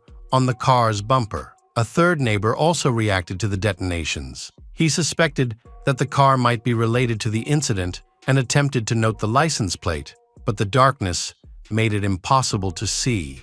Meanwhile, Sharon was worried because she had not heard from her husband. She called friends for information, but when neither his boss nor his mother, Doris Baker, no information. So Sharon filed a missing person report with the police just before 9 p.m. A man was jogging near the railroad tracks, found one person lying on the ground. Initially thinking the man was just drunk, he continued running. However, when he returned 20 minutes later and saw that the man was still there, he approached and noticed blood. He quickly ran to a nearby garage and called 911. The first responders to arrive were from the LA Fire Department. Although the victim suffered a bullet wound to the head, there were still signs of life. Fred, unable to speak and in a state of panic, the rescuer placed an oxygen mask on him, while the second rescuer removed Fred's clothing to check for additional injuries. Fred was then airlifted to Northridge Medical Center. Meanwhile, Scott filled up the car with gas and paid with one of the credit cards he stole. He attempted to buy a 12-pack of beer, but the cashier asked for identification, so he left without them. Meanwhile, the officers arrived at the scene and secured this area. Detective then joined the team at the crime scene. He requested a photographer who took numerous pictures of the area, noticed footprints near the bloodstains, which were also photographed. On Friday morning, while Fred was fighting for his life and his family prayed for a miracle, Scott said goodbye to his girlfriend without telling she what had happened. He gave her $40 and left. A few hours later, they met again and went to Tecate, where Scott bought a beer with a $100 bill. 2 days after the attack, at 11 a.m., doctors determined they could do nothing more for Fred and removed him from life support. Sharon and her 3 children embraced in sorrow. The autopsy, conducted by Dr. William Ryan, revealed that Fred died from an assault weapon wound to the upper right back of his head. Although the bullet was not retrieved, small lead fragments were found. Dr. William, drawing on his experience, provided key insights to investigators. He noted that the size of the wound and the brain damage indicated that the injury was likely caused by a short-barreled weapon. That evening, Scott and his girlfriend went to buy 4 cases of beer. Knowing that her boyfriend did not have a permanent job, she began to suspect something. Scott, however, reassured her that his cousin had given him some money. A group of young people joined Scott to drink and listen to music, with most of them being minors. They noticed an unfamiliar car parked across the street. Scott admitted to his cousin that he had stolen the car. He also showed off a weapon that was wrapped in a handkerchief. However, the weapon had a problem. To use it, he had to insert a nail into a hole beneath the barrel. Scott's reckless behavior heightened the excitement of the party, and everyone was curious about his criminal activities. Later that night, Scott and his friends decided to go to the Smile. They moved to the nearest field where Scott held the weapon and make it work. The group then moved to a residential area, targeting 2 people but missed. Despite trying several more times, this weapon continued to malfunction. The police received information about a group of dangerous subjects, and immediately a chase took place. In a scared, Scott threw several items out of the window, including a weapon, bullets, credit cards, and a watch. The situation escalated when the car crashed into a fence. The constable approached them and instructing them to remain still. As the only adult, Scott was taken to Kern County Jail, while the others were transported to a juvenile detention center. Scott was dressed in a dark shirt, blue pants, branded sneakers, and a baseball cap. In his pants pockets, they found a wallet, gloves, a handkerchief, and 2 .38 caliber bullets. Near the crash site, they discovered the car keys, credit cards belonging to Fred, a .38 caliber bullet, and an empty shell casing. Finally, about a block and a half away, they recovered a weapon with a broken hammer and another bullet, along with 2 empty shell casings, which appeared to match attacks that had missed their target. The investigation continued, including testimony from other team members. Eventually, each member disclosed what they had heard from Scott. Besides, the forensic scientist and fingerprint expert analyzed the shoe prints found at the crime scene, comparing them with the soles of Scott's shoes. He concluded that 7 of the photos matched the shoe sample of the suspected individual. The detective confirmed that the fingerprints were located just inches away from the reddish stains left by Fred at the scene of his fatal attack. Then, Scott was interviewed. At this time, Scott still steadfastly denied any involvement in Fred's murder. Based on witnesses and valuable evidence available, in March 1992, Scott was officially charged with murder and armed robbery. Scott maintained his innocence and denied all accusations. Meanwhile, Justin and Amy sought counseling to help them cope with the loss of their father when they were both teenagers. After a long wait, the trial concluded in 1996 when Scott faced court in Van Nuys. During the trial, witnesses described him as a kind and peaceful man. Scott asserted that he had simply stumbled upon an abandoned car and drove off. Inside, he found a wallet and used the credit cards, but he insisted he was not involved in the crime. Neil Potter, the manager of patents and inventions for the company that made the athletic shoes worn by the defendant, testified that the shoe prints found at the crime scene matched size 13 OVI shoes, though he acknowledged there could be slight size variations. Neighbors from the area also provided testimony. After 4 days of deliberation, the jury reached a verdict on September 30, 1996. Scott Forrest Collins was found guilty of first-degree murder, along with 2 special circumstances: murder committed during a robbery and murder committed during a kidnapping with intent to rob. This verdict led to a sentencing hearing on October 12, where defense attorney Bruce Hill tried to challenge the prosecution's evidence. He pointed out Scott's troubled upbringing and a diagnosis of attention deficit disorder. Judge Howard Schwab ultimately sentenced Scott to death for the murder of Fred Rose. While Scott awaited his execution on death row, Heather, Justin, and Amy focused on healing and adjusting to adulthood, while Sharon chose not to remarry. Fred's absence was deeply felt, especially during important times like Christmas. In 2019, California Governor Gavin Newsom announced a temporary halt to executions in the state. In December 2020, George Gaskin, a former deputy police chief in Los Angeles, became the city's district attorney. He started implementing reforms aimed at improving sentencing practices, banning certain firearms, and re-examining past convictions. In there, one case that was reviewed for possible leniency was that of Scott. The prosecutor's office argued that Scott's good behavior over more than 20 years saved him from the death penalty. former federal prosecutor Nima Rahmani raised concerns to the media, highlighting the distress caused to Fred's family. He noted that there was no real benefit in the current context due to the governor's pause on executions. This situation caught Sharon and her children off guard. They saw the prosecutor's actions as a favor to the convicted individual. Consequently, the family's lawyers, along with vocal critic George Steve Cooley and attorney Katie KDI, filed a lawsuit claiming that the criminal justice system was failing. In that situation, George Gascon's office clarified that their intention was not to release Scott, but rather to halt his execution. Sharon openly shared her frustration, pointing out that neither she nor any family members received clear explanations regarding the petition. When she attempted to view the case file, she was directed to a virtual call and later discovered that the case records had been removed from the online database. They were initially told the authorities would have months to review the documents before any commutation agreement was submitted, but that did not happen. The agreement was made without knowledge of the Rose family. Amy also expressed that she, her brothers, and their mother felt betrayed and anxious, especially when they were later told not to pursue a trial. She insisted on their right to have legal representation and seek justice. For Amy, the concern extended beyond the current sentence.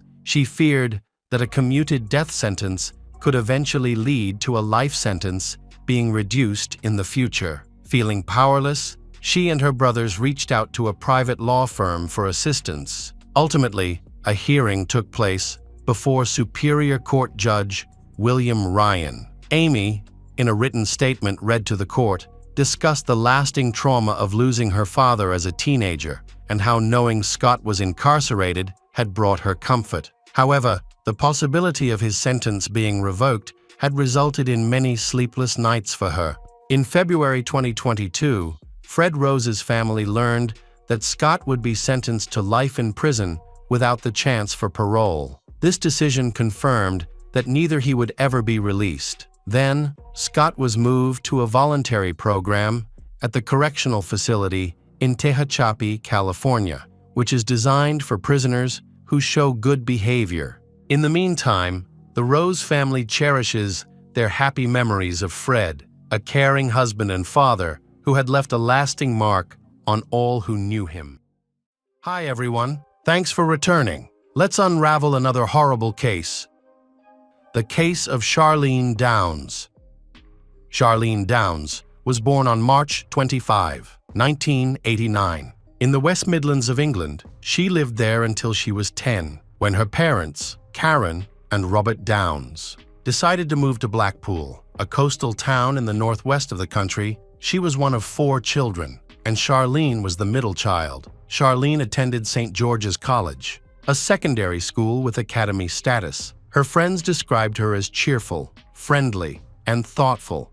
With many relationships, however, she also had a rebellious personality, often causing trouble at home and at school. In October of her 3rd year, she was even briefly suspended from school during this time. She was known for her adventurous lifestyle, often visiting the Blackpool Central Embankment, an area with many people who could be dangerous. Despite the potential dangers of this environment, 14-year-old Charlene seemed unaware of the risks she was facing. On Saturday, November 1, 2003, Charlene began her day as she would any other day of the week. She had breakfast with her family and visited a friend around noon. After returning home, she wanted to go for a walk with her sister Rebecca. At 5 p.m., the sisters left for town around 6:30 p.m. and, according to Rebecca, spent a few hours at the slot machines. They then went to dinner at around 7 p.m. Their mother, Karen, was handing out flyers outside an Indian restaurant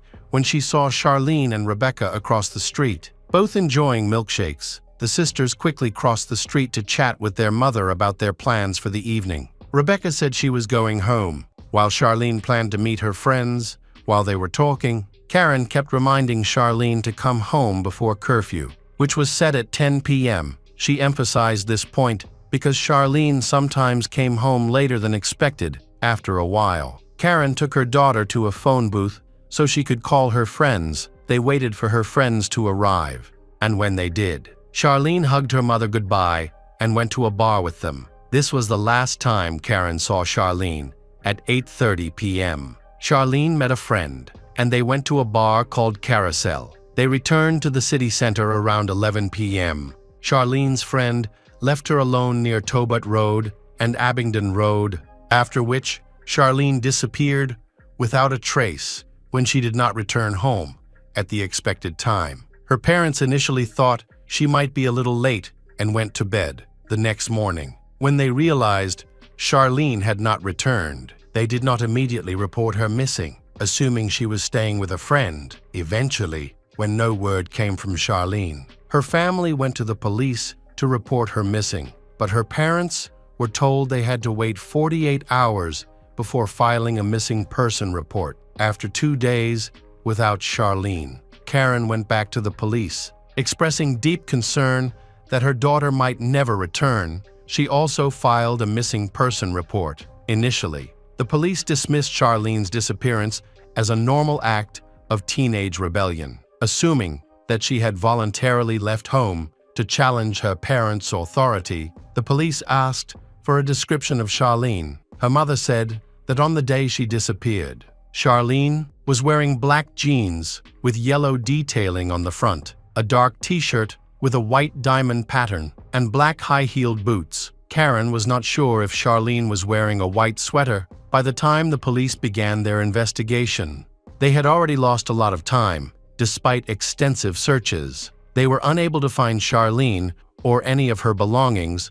Police interviewed Charlene's friends who were with her on the day she went missing, confirming that she had last been seen at around 11 p.m. They also reviewed surveillance footage that showed a girl resembling Charlene at the intersection of Dixon Road and North Pier at 9 p.m. She was accompanied by a woman with blonde hair who was wearing a long coat. However, this evidence was not very helpful, as it was recorded 2 hours before Charlene was last seen. Since the police had no other leads, they saved the video as potential evidence. Days turned into weeks without any updates on Charlene's whereabouts. At one point, Charlene's mother, Karen, realized that neither the national nor local press were reporting on her daughter's disappearance, seeking help.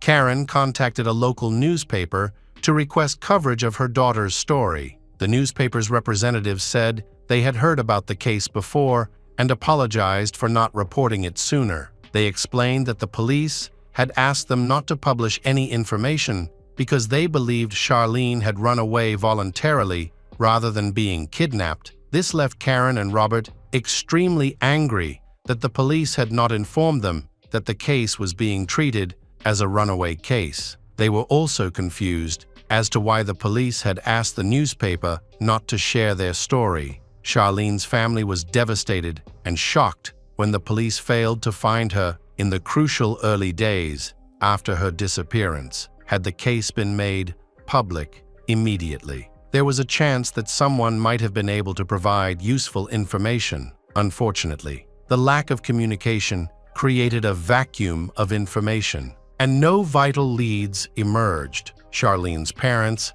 had no reason to suspect that their daughter had run away. The case eventually attracted media attention, and they believed that more people might have come forward with details if her story had been shared sooner. Sadly, weeks passed as news of her disappearance appeared in newspapers and on television, but no leads emerged regarding Charlene's whereabouts. Initially, the parents were concerned that no one would contact them with information. However, after Charlene's story was reported on the local news, the police received hundreds of tips. Several people reported seeing Charlene on the side of the road or in a shopping mall, while one witness claimed to have seen her on the train tracks. The police investigated these reports, but unfortunately, none of them were true. There were no cases involving Charlene. The police then interviewed all of Charlene's family members.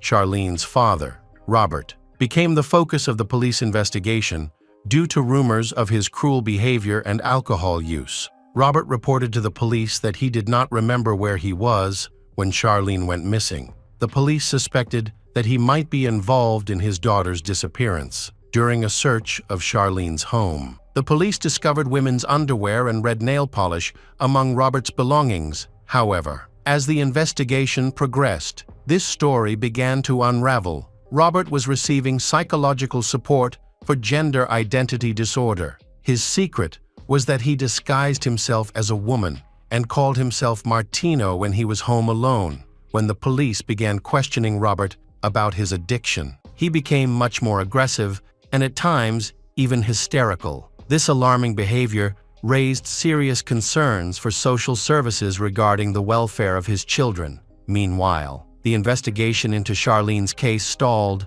The situation not only baffled the police, but also put considerable strain on Charlene's family, leading to their gradual disintegration. In the summer of 2004, a social worker visited the family for the first time to assess their situation. During this meeting, Robert lost his temper and threw a potato at the social worker. Shortly after this incident, their son was temporarily separated from his father out of concern for his safety. The boy was ultimately sent to his foster parents' home. Although the police suspected Robert, they were unable to file any charges because there was no evidence against him. The investigation continued as the police searched for new leads. They soon recalled that within the criminal network, there was a group involved in the exploitation of minors. The police believed that Charlene, along with many other girls her age, may have been influenced by members of a criminal organization. This theory was supported by the turmoil in Charlene's family. Social services reports indicated that Charlene frequently interacted with people who had been convicted of serious crimes, most of whom were friends or acquaintances of her parents. However, Charlene's family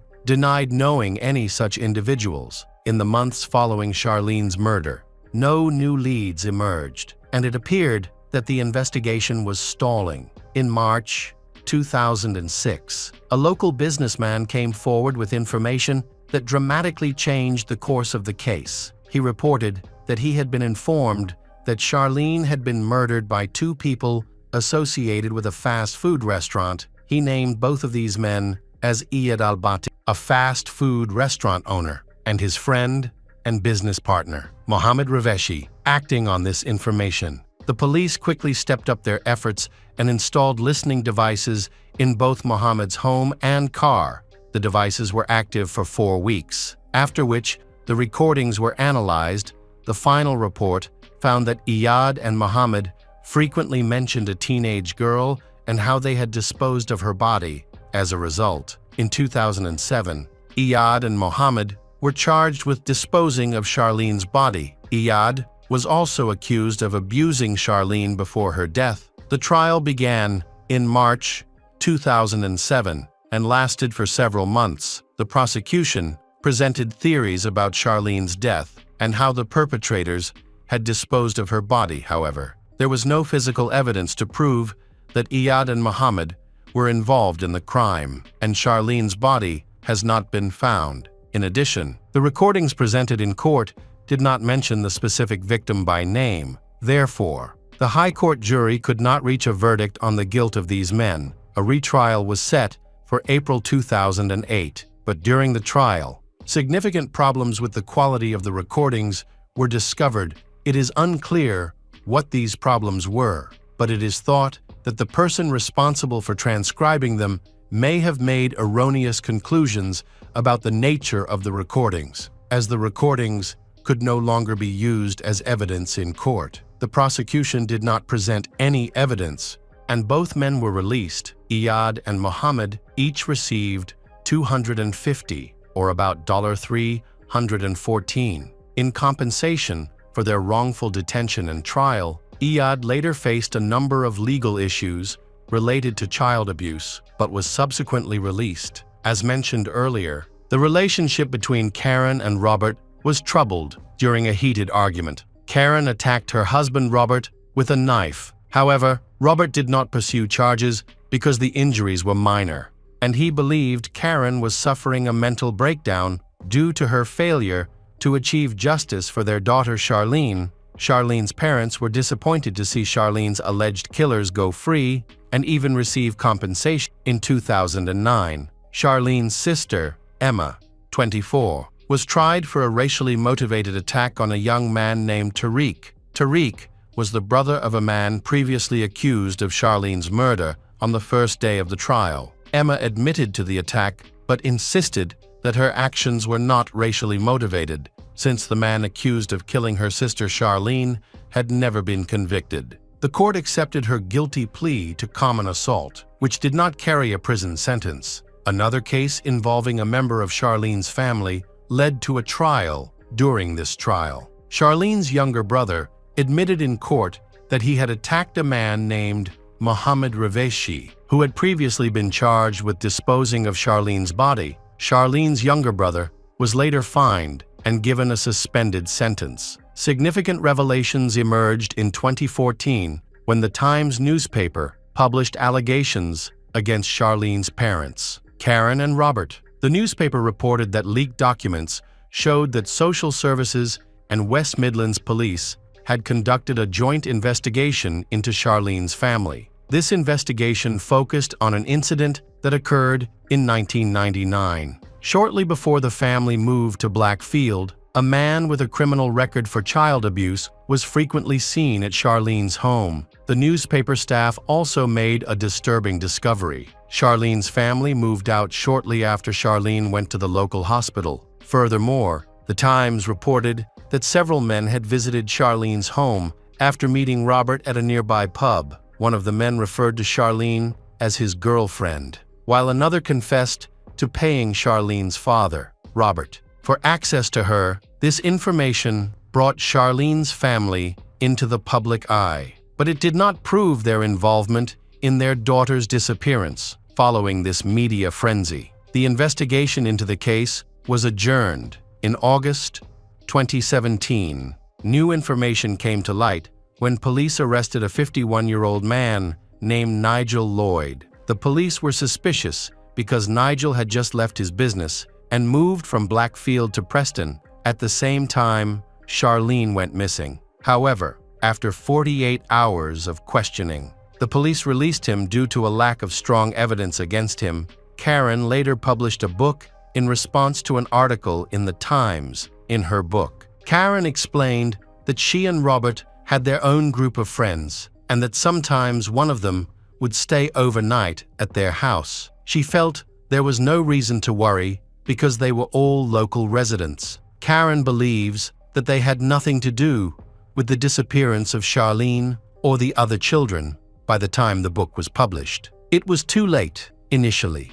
Most of the local population were genuinely sympathetic to Charlene's parents, but as more and more unpleasant details of their lives came to light, people began to view them as guilty of what had happened. Despite various theories emerging during the investigation, the police had no solid evidence against them. Accusations against Charlene's parents continued to surface in the media, mostly concerning their alleged interactions with men who had previously been convicted of abusing minors.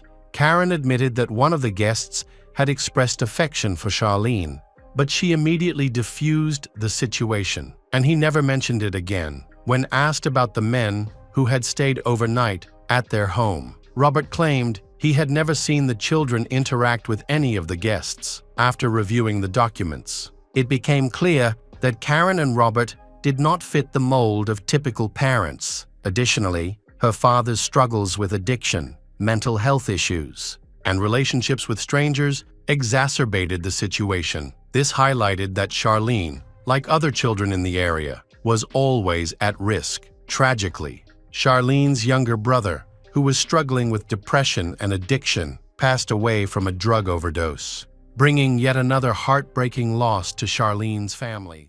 True crime fans, we've got another mysterious case to explore: the case of Miriam Bielte. Miriam Bielte grew up in Hildesheim, Germany, where she excelled in school. After completing her studies, she was accepted into the University of Hanover, where she studied mechanical engineering for 5 years and earned a master's degree immediately after graduation. She found a good job as an engineer at a small design company a few years later. In mid-2018, she changed jobs to work for a larger car manufacturer, where she took on the role of design engineer. In 2019, Miriam lived in her hometown of Hildesheim. She was not in a serious relationship, so she continued to live with her parents. She worked for an international company and frequently traveled abroad. At the end of March 2019, the company sent her on another business trip, this time to Southeast Asia to meet with some suppliers. Miriam took additional leave to combine work with vacation. Miriam decided to extend her stay in Thailand. She had heard about the beautiful beaches and rich history of the country and wanted to experience this beauty firsthand. After completing her business negotiations with the suppliers, she boarded a flight to Bangkok. Although traveling alone can be risky, Miriam is experienced and knows how to navigate a foreign country safely. She prioritized her safety during her short vacation by following some important rules, avoiding going out alone after dark, keeping her valuables safe, and always being wary of strangers. Unfortunately, we cannot predict other people's intentions, making it difficult to know whether they might cause us harm. Soon after arriving in Bangkok, she took a trip to Pattaya, located in the southeast of Thailand. Just off the coast was Koh Si Chang, an island she wanted to explore. On Sunday, April 7, 2019, at the age of 20, Miriam bought a ferry ticket to Koh Si Chang for a few hours, planning to return to Pattaya in the evening. Her simple goal was to enjoy fresh local seafood, visit some of the island's ancient temples, and soak up the seaside atmosphere. By noon, Miriam had arrived on the island. She quickly rented a motorbike, a common mode of transportation in Thailand. Using Google Maps, she planned her route and set off on her adventure. One of her destinations was a white stone temple located on a hilltop. The temple was famous for housing the footprint of the Buddha and was established by the ruling Chakri dynasty, making it important to Buddhists. The temple was tucked away in a quiet location. Miriam loved being in peaceful places, away from the hustle and bustle of tourists. She had no idea what awaited her there. After reaching her destination, Miriam parked her motorbike near the flower stall at the foot of the hill. She greeted the vendor and headed toward the temple. The hike ahead was challenging and best suited for those in good physical condition. Surveillance footage captured Miriam climbing the stone steps to the monument. However, Miriam ascended the steps but never returned. This was puzzling because the stone steps were the only way down the hill. Her rented motorbike remained parked at the foot of the hill, near the flower stall. Although the temple is situated on a beautiful hill, there are no other attractions nearby, making it unclear why she took so long and why she did not return. As night fell and she had not yet contacted anyone, her relatives in Germany began to worry that something might have happened to her. The next morning, April 8, a Thai tourist walked along a deserted path leading to the white stone temple that housed the footprint of the Buddha. About halfway up, he noticed a small ravine beside the stairs. Curious, he went closer and was shocked to discover the body of a young woman with fair skin. She was found dead, lying between two large boulders, covered in branches, leaves, and old debris. The visitor quickly alerted the police to the gruesome discovery. Officers rapidly climbed the hillside to the site where the body was discovered. The victim was identified as a German woman named Miriam Beelte. After examining the scene, police determined that her death was not an accident. Miriam was found with a broken leg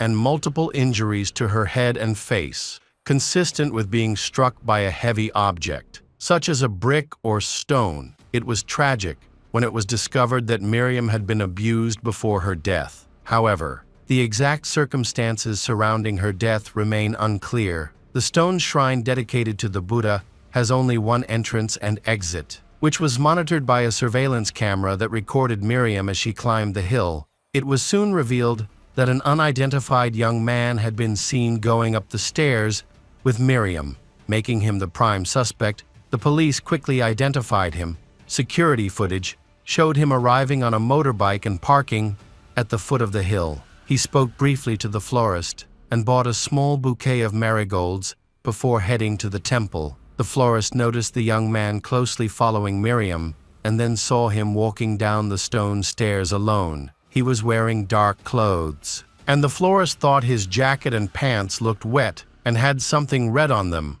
Concerned, the florist asked the young man if everything was okay. The man said he had just fallen, sensing something was wrong. The florist tried to recall the young man's appearance and noted down the model of his motorbike and the license plate number. The florist then shared his observations about the suspicious man with the police. The police discovered that the motorbike belonged to a 24-year-old man named Ranakorn Romruin, a local resident of Kosichang Island. Ranakorn lived alone and owned a small boat as well as a motorbike. He worked as a beach cleaner during the day, where he paddled around in the boat, collected trash, and cleaned the beach. Locals described him as a quiet and solitary man after work. Ranakorn would often go home, watch TV, and drink beer, leading a lifestyle similar to many other young people his age.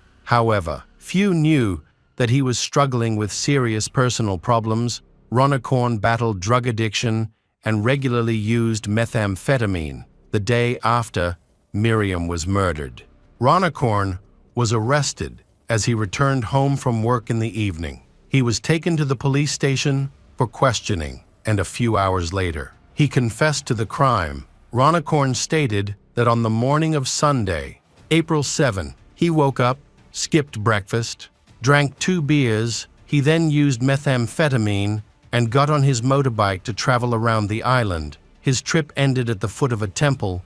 Ranakorn spotted Miriam as she was climbing the stone stairs. At that moment, an idea struck him when he saw an attractive girl with fair skin at the foot of the hill. He noticed a flower stall and bought a small bouquet of marigolds. Ranakorn then followed Miriam up the stairs. When he caught up with her, he tried to strike up a conversation. Miriam felt uncomfortable, and after he gave her the flowers, he suggested they could be intimate on the hill before going to the temple. Miriam refused, but Ranakorn continued to ask inappropriate questions. Miriam became frightened and tried to run away from the stranger, but he kept chasing her. Eventually, he grabbed her and dragged her into the dense forest. Miriam screamed and struggled to escape, but there was no one around to help her. After he completed what he intended to do, Miriam found an opportunity to escape. She ran down the hill,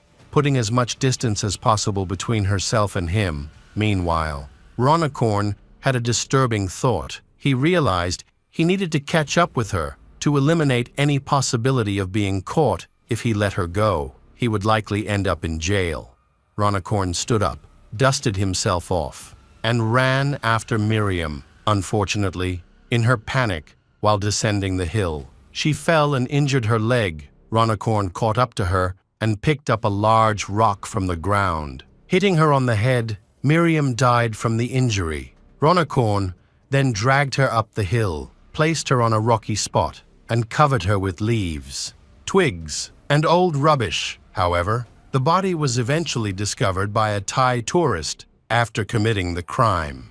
Ranakorn returned home, quickly washed his bloody clothes, lay down on the couch, watched TV, and finished a pack of cigarettes. This was his last evening of freedom during the reenactment of the crime scene.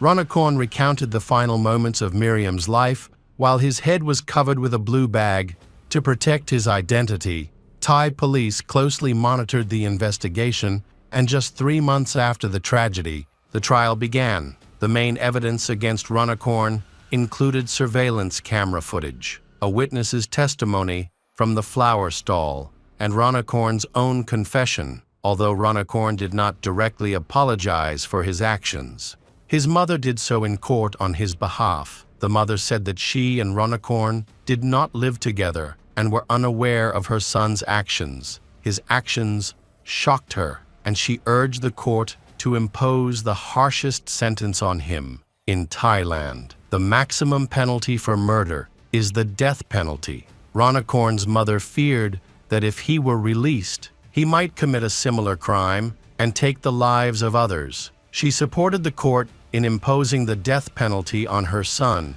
Ranakorn is currently awaiting execution. The island community was horrified by the news of the death of 26-year-old Miriam. Thailand is generally a peaceful country, and it is sad that a local man would treat a tourist so cruelly. Koh Si Chang has never seen such brutality before, and the residents hope this incident will not disrupt their lives or deter visitors. The Koh Si Chang community came together to express their grief. People of all ages and occupations gathered at the site of Miriam's death. Carrying candles and flowers, they mourned, prayed for her soul, and offered their condolences to her family. Thailand's economy is heavily dependent on tourism, and negative publicity can be very damaging to the country's economy. This is why the Thai authorities prioritize the swift resolution of crimes involving tourists. However, there are times when details of such cases are kept under wraps and not shared with the public. Welcome back to our channel. Today, we will explore a new case. The case of Ashley Fallis. Ashley Fallis married her high school sweetheart right after finishing school, but their marriage lasted only a few years. During that time, she had 2 daughters. When the relationship ended, Ashley, just over 20 years old, she returned to her hometown with her children to live near her mother, Jenna, and stepfather, Joel. She found work as a respiratory therapist. Helping patients with breathing and heart issues became the sole provider for her family. Life was difficult, as her ex-husband was not involved in raising their daughters. Despite these hardships, Ashley was described by her mother and stepfather as cheerful, kind, and funny. She and her mother were particularly close, sharing a bond like best friends. In April 2007, Ashley met Tom Fallis, who seemed responsible and ready for family life. Unlike her ex-husband, their relationship progressed quickly, and a few months later, Ashley became pregnant with her 3rd child. 9 months later, they welcomed a son, Blake. 2 weeks after Blake's birth, Ashley and Tom got married. Tom also adopted Ashley's older daughters, however. Ashley's mother and stepfather felt she had rushed into having another child, like marrying Tom and entrusting him with her daughters despite knowing him for only a short time. The family settled in Evans, a small town about an hour north of Denver, Colorado. Ashley continued her work as a respiratory therapist, while Tom took a job as a correctional officer with the Weld County Sheriff's Office. Jenna admitted she found Tom strange from the start. She said, "I didn't like his mindset. He always thought he was right about everything." Tom came across as aggressive, hot-tempered, and controlling toward Ashley. Jenna often tried to convince Ashley to leave her relationship with Tom. Things took a dramatic turn when their youngest son, Blake, was diagnosed with hydrocephalus, a condition causing fluid to build up in the brain. Ashley became focused on researching treatment options for Blake, who had to undergo several major surgeries and required constant care. The stress severely affected Ashley, leaving her depressed, anxious, and irritable. Caring for Blake's health also put a heavy strain on Ashley and Tom's relationship, leading to frequent arguments. By the summer of 2011, Ashley started contemplating divorce. However, Tom encouraged her to seek help from a psychotherapist. After starting medication, Ashley's mental health improved, and their relationship appeared to stabilize. By December 2011, the Fallis family decided to host a New Year's Eve party at their home, inviting family and friends. The preparations for the holiday provided a much distraction from their challenges. Just a few days before the celebration, Ashley discovered she was pregnant again. Filled with joy, she chose to stop taking her medication to protect the baby. For a brief moment, it seemed things were improving for the Fallis family, and thoughts of divorce faded away. Unfortunately, their happiness was short-lived. On the afternoon of December 31, 2011, Ashley started bleeding and feared she was having a miscarriage. Despite her worry, she continued getting ready for the party. That evening, guests started arriving at the Fallis' home, including Tom's parents, Ashley's mother and stepfather, her uncle, and several family friends. The atmosphere was lively as everyone enjoyed chatting and celebrating together. However, tension between Tom and Ashley became evident. They exchanged harsh remarks and occasionally argued during the evening. Ashley confided in a friend, saying she always knew that Tom hates her. Despite the conflict, Ashley and Tom still celebrated the new year with their guests as the party wound down and people began leaving. Ashley's uncle offered her illegal substances. Tom overheard this and became enraged. He scolded Ashley and accused her of unacceptable behavior. In the heat of the argument, Tom revealed to everyone that Ashley's fourth pregnancy had ended earlier that day. He shouted that Ashley always followed her mother's advice rather than thinking for herself. After the quarrel, Ashley went to put her children to bed while her parents prepared to leave at 12:40 a.m. Ashley stepped outside to say goodbye to her mother and stepfather, noticing that Ashley seemed upset. Her mother, Jenna, asked what was wrong. Ashley responded, "It's okay, Mom, it's just Tom. He's like that." She hugged her parents goodbye while Tom stood on the porch, waving as they drove away. Afterward, Ashley and Tom went back inside the house, where the atmosphere was tense, following a brief argument about illegal substances. The two went their separate ways. Tom went into the wardrobe to change when he suddenly heard the sound of a weapon being loaded in the bedroom. Knowing Ashley kept a weapon under her mattress, Tom shouted, asking what was going on, and hurried toward the bedroom. Before he could reach her, he heard the explosion. Tom rushed into the room and found Ashley lying on the floor, smoke lingering in the air. She had been injured in the back of the head.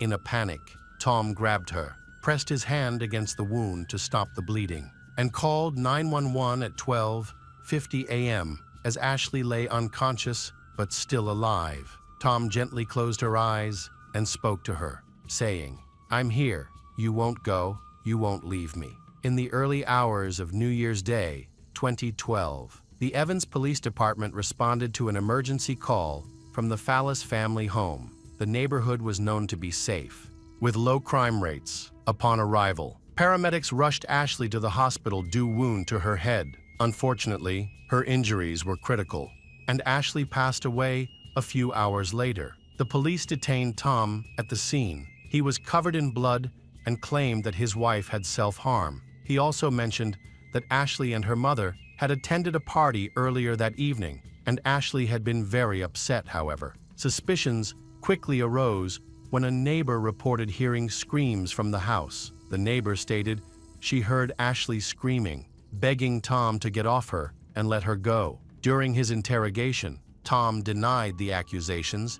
He stated that he did not witness his wife pulling the trigger and denied assaulting her. At any time during the interrogation, investigators asked Tom to undress so they could examine his body. They found fresh scratches on his chest. Tom explained the scratches by claiming he had injured himself while shaving his chest for the first time, which caused itching throughout the questioning. Tom appeared visibly nervous and anxious, but consistently denied having any physical contact with Ashley. In the Fallis bedroom, significant evidence suggested that a conflict had occurred. Photographs had been torn off the wall, hinting at a fight, and divorce papers were found displayed on the wall. Ashley also had bruises on her legs, according to Ashley's mother. Tom had been very angry with them when they said goodbye at the party.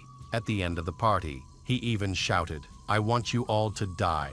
Despite this evidence, Tom was released without charges. After the interrogation, Ashley's parents were heartbroken and couldn't understand why he was released so easily. Jenna was convinced that her daughter would never willingly leave her children. Ashley loved life and had plans for the future. On January 5, 2012, the medical examiner concluded that Ashley had died from a weapon wound to the back of the head and ruled it self-harm.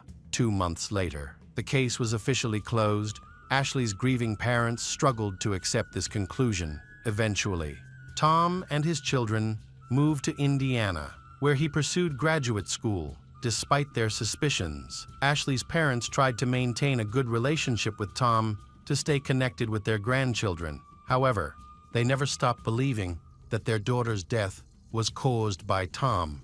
2 years passed until, in early 2014, a local television reporter, Justin Joseph, began his own investigation into the Ashley Fallis case. Joseph spent months interviewing neighbors and investigating the case. After 4 months, the case took a significant turn. A young neighbor of Tom, his name is Nick Glover, revealed an important detail to Joseph. Nick and his mother, Kathy Glover, claimed he heard Tom yelling at his parents outside the house, saying, "God, I can't believe I did this." When his parents asked, "What are you saying?" Tom reportedly yelled, "I attacked her." Nick had informed the police immediately after the tragedy, and his statement was written down. However, no mention of Nick Glover's and Kathy account was found in the official police report. Joseph's report also uncovered another person who confirmed that Tom had confessed. A local police was present at the scene of the tragedy stated that Tom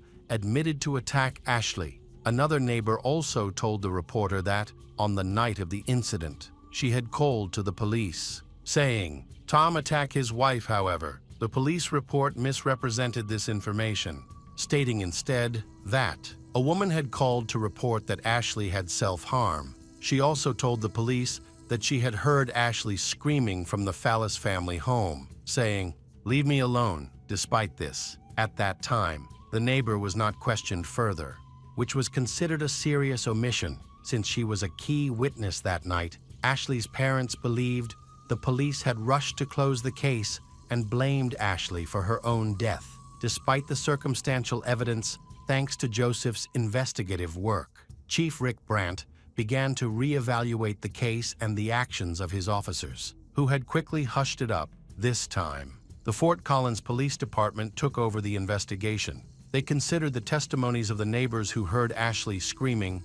Tom continued to deny his involvement in Ashley's death, maintaining that she had pulled the trigger herself on New Year's Eve. Curiously, more than 2 years after Ashley's death, Tom handed over to the police what he claimed was a suicide note written by Ashley. The note read, "Dear Tom, I am sorry for your pain. I am a loser in everything. I don't even love my daughters and son. I love you, but I just can't stand this life anymore." In November 2014, Tom Fallis was charged with the death of Ashley Fallis. He was detained and arrested in Indiana after 3 years of freedom, thinking he had escaped justice. In March 2016, a trial was held against Tom. During the trial, Tom's lawyer argued that he could not have killed his beloved wife, the mother of his 3 children. The lawyer claimed that Ashley had been struggling with mental health issues. He presented documents showing that Ashley had been diagnosed with a mental illness in the summer of 2011. The defense argued that she was impulsive, prone to self-destruction, and had been very drunk on the night of her death. They also claimed that she had suffered a miscarriage on New Year's Eve, further contributing to her distress. Ashley's uncle, however, stated that their family did not believe Ashley had taken her self-harm. They were convinced that Tom was responsible for her death. Ashley's therapist also insisted that his patient had no self-destructive tendencies. He confirmed that she was taking certain medications. However, the doctor did not know that, in addition to them, she was prescribed prescription medicine from other specialists. Ashley apparently hid another important thing from the doctor. Information, including the alleged suicide notes she wrote. It turned out that Ashley had written 2 similar notes, one of which was dated July 24, 2011. Ashley's mother, Jenna, insisted that her daughter was fine. But Tom behaved inappropriately that night. He was overly angry and aggressive toward her and toward Ashley. Jenna said that at the end of the party, she watched as Tom walked up the stairs, stood right in front of Ashley, and told Ashley, "I hate you all, and I wish you all died." Then he went into the bedroom and slammed the door loudly. Rick also testified at the trial. confirming that he heard Tom confess to his parents that he attacked his wife. However, his parents denied this information and fully supported their son. A forensic expert who spent 400 hours studying the case explained to the jury where Ashley's head should have been when the explosion rang out. The expert claimed Ashley pulled the trigger herself. The prosecution called a second world-renowned forensic expert, who told the jury that he had come to the opposite conclusion from the previous medical examiner. In his opinion, Tom was next to Ashley at the time of the explosion, and most likely, there was a struggle between the spouses for the weapon, in which Tom won. The jury took only 3.5 hours to reach their verdict. Tom was found not guilty of second-degree murder and of all less serious crimes. Tom was free again. He refused to give any comments to journalists and the media. The jury explained that they believed that Ashley was mentally ill, which is why she self-harmed. Ashley's parents still don't believe that their daughter could abandon 3 children and voluntarily end her life. They are very upset that Tom was released. Ashley's 2 daughters and son remained under the care of Tom and live in Indiana. And Ashley's parents, Jenna and Joel, received the legal right to see their grandchildren. Hello again. True crime fans. We've got another mysterious case to explore. The case of Richard McCroskey. In September 2009, 4 people were attacked in their home. The bodies were there for days before the police arrived. The victims were Emma Niederbrock, 16, her friend Melanie Wells, 18, and Emma's parents, Mark Niederbrock, 50, and Deborah Kelly, 53.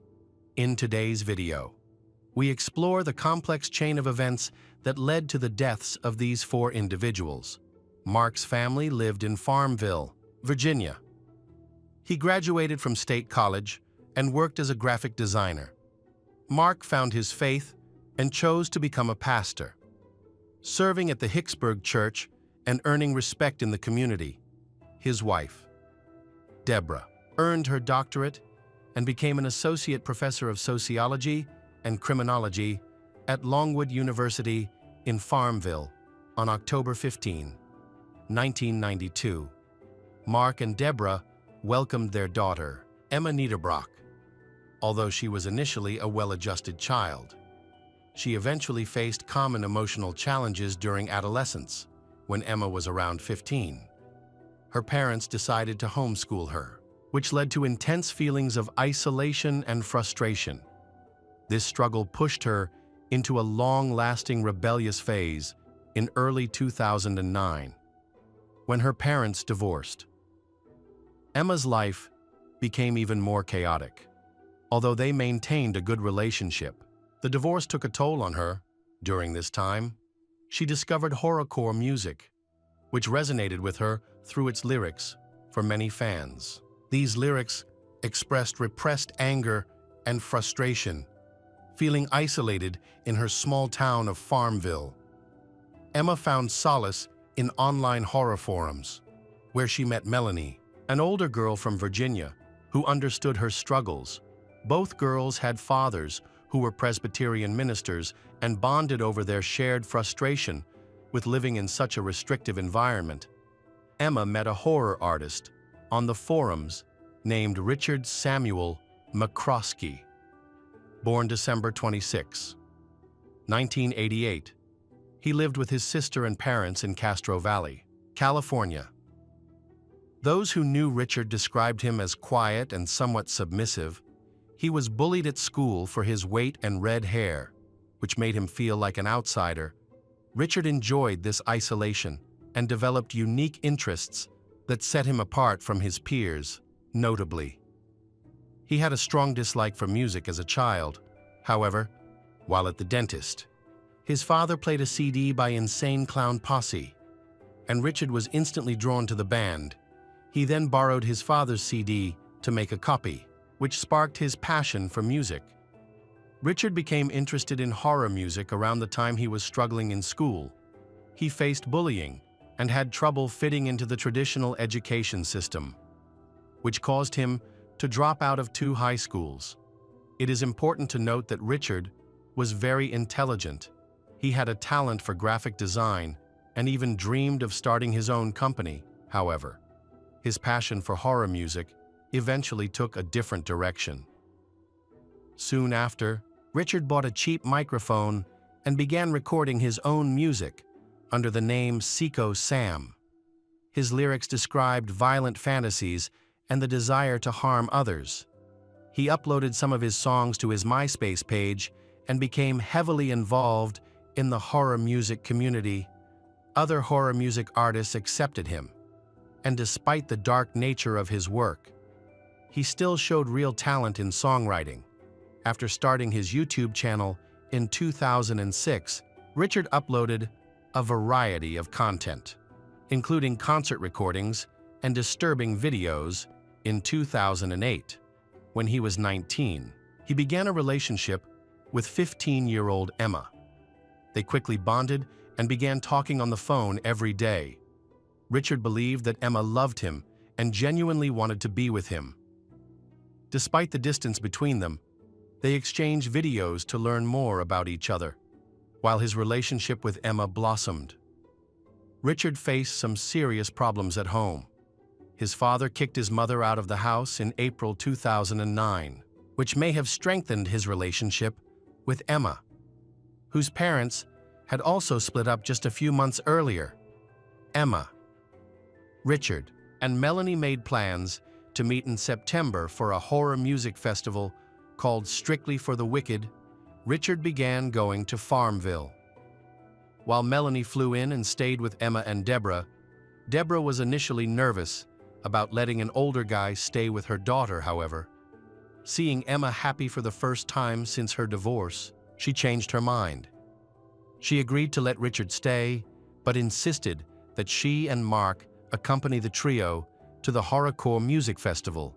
Emma posted on Richard's MySpace, expressing her love for him and her excitement at finally meeting him. Unfortunately, things did not go as Emma had expected. Richard acted immaturely, which disappointed Emma. However, since they had planned to attend the festival, she decided to be polite and go along. It was also a chance to see her favorite horrorcore bands. Even though Richard had disappointed her, she knew that she could still enjoy the festival with Melanie. Richard was probably excited to spend time with Emma, whom he considered his girlfriend. However, Emma had other intentions. Those close to her noted that she never referred to Richard as her boyfriend. They were just getting to know each other. Richard may have misinterpreted their relationship. Witnesses reported that Richard was upset when he saw Emma flirting with other guys. She deliberately avoided him, which may have further upset Richard. Tensions rose when Emma exchanged phone numbers with another guy. Richard then invaded her privacy by checking her messages and discovered that the guy had asked Emma to be his girlfriend. Although Richard was emotionally disturbed, no one around him noticed anything unusual. The group then returned to Farmville at approximately 2:43 a.m. Melanie posted on MySpace about the fun she had at the show, how much she missed her family, and that she would be returning home on the 16th. While she was posting, Richard was drinking, using illegal substances, and taking strong painkillers. At approximately 3 a.m. on September 14, Richard took a hammer from Emma's backyard and went upstairs. He entered Melanie's room and struck her on the head, killing her instantly. He then entered Emma's mother, Deborah's room, and killed her as well. After that, he entered Emma's room. While it is unclear what happened next, it is possible that Richard watched her sleep and imagined the life he thought they could have together. He eventually attacked Emma, delivering fatal blows to her face. After the murders, Richard was at a loss for what to do next in his chaotic mental state. He chose to record videos of himself. In these recordings, he talked about the terrible acts he had committed, acknowledging that people would despise him for it. but he felt he had no choice because he had lost control in the videos. He expressed remorse for his actions and conveyed love for his family. On a darker note, Richard spent 3 days in the house with the people he had hurt. He did not shower, and it was unclear if he even ate or slept by September 16th. However, he could no longer hide from reality.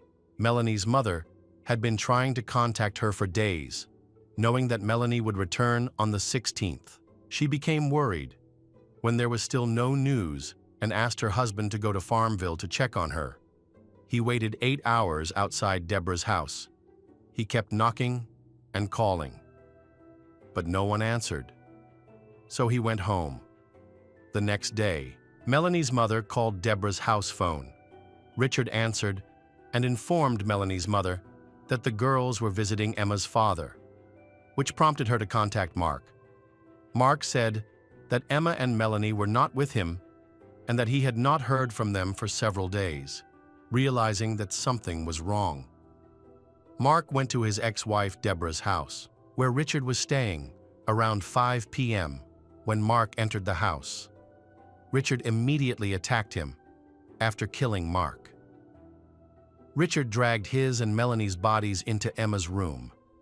Melanie's mother became increasingly concerned when Mark stopped answering her phone calls. She called Richard again, and this time he insisted that he did not know where the girls were. He mentioned hearing strange noises coming from the basement. Melanie's mother instructed him to call 911, which he did. When Richard called 911, he stated that he had heard a noise in the basement and was too scared to investigate. He asked the police to come and help him check what the noise in the basement was. He also informed them that the house was not his. He was at his girlfriend's house when the police arrived to assist him. They noticed a foul odor, however. The police did not find any reason to investigate further. They felt satisfied with the explanation Richard provided and left the crime scene. Strangely, the police did not notice the dried blood on Richard. When the police left, he escaped. He found Mark's car keys and drove away. Meanwhile, Melanie's mother repeatedly called the police, urging them to take action regarding her missing daughter, forcing the police to return to the crime scene once more. By this time, Richard was gone. The front door was unlocked, and when the police entered, they smelled a foul odor. They searched the house and discovered 4 bodies, prompting them to launch an investigation into the events that had occurred while trying to get to the airport.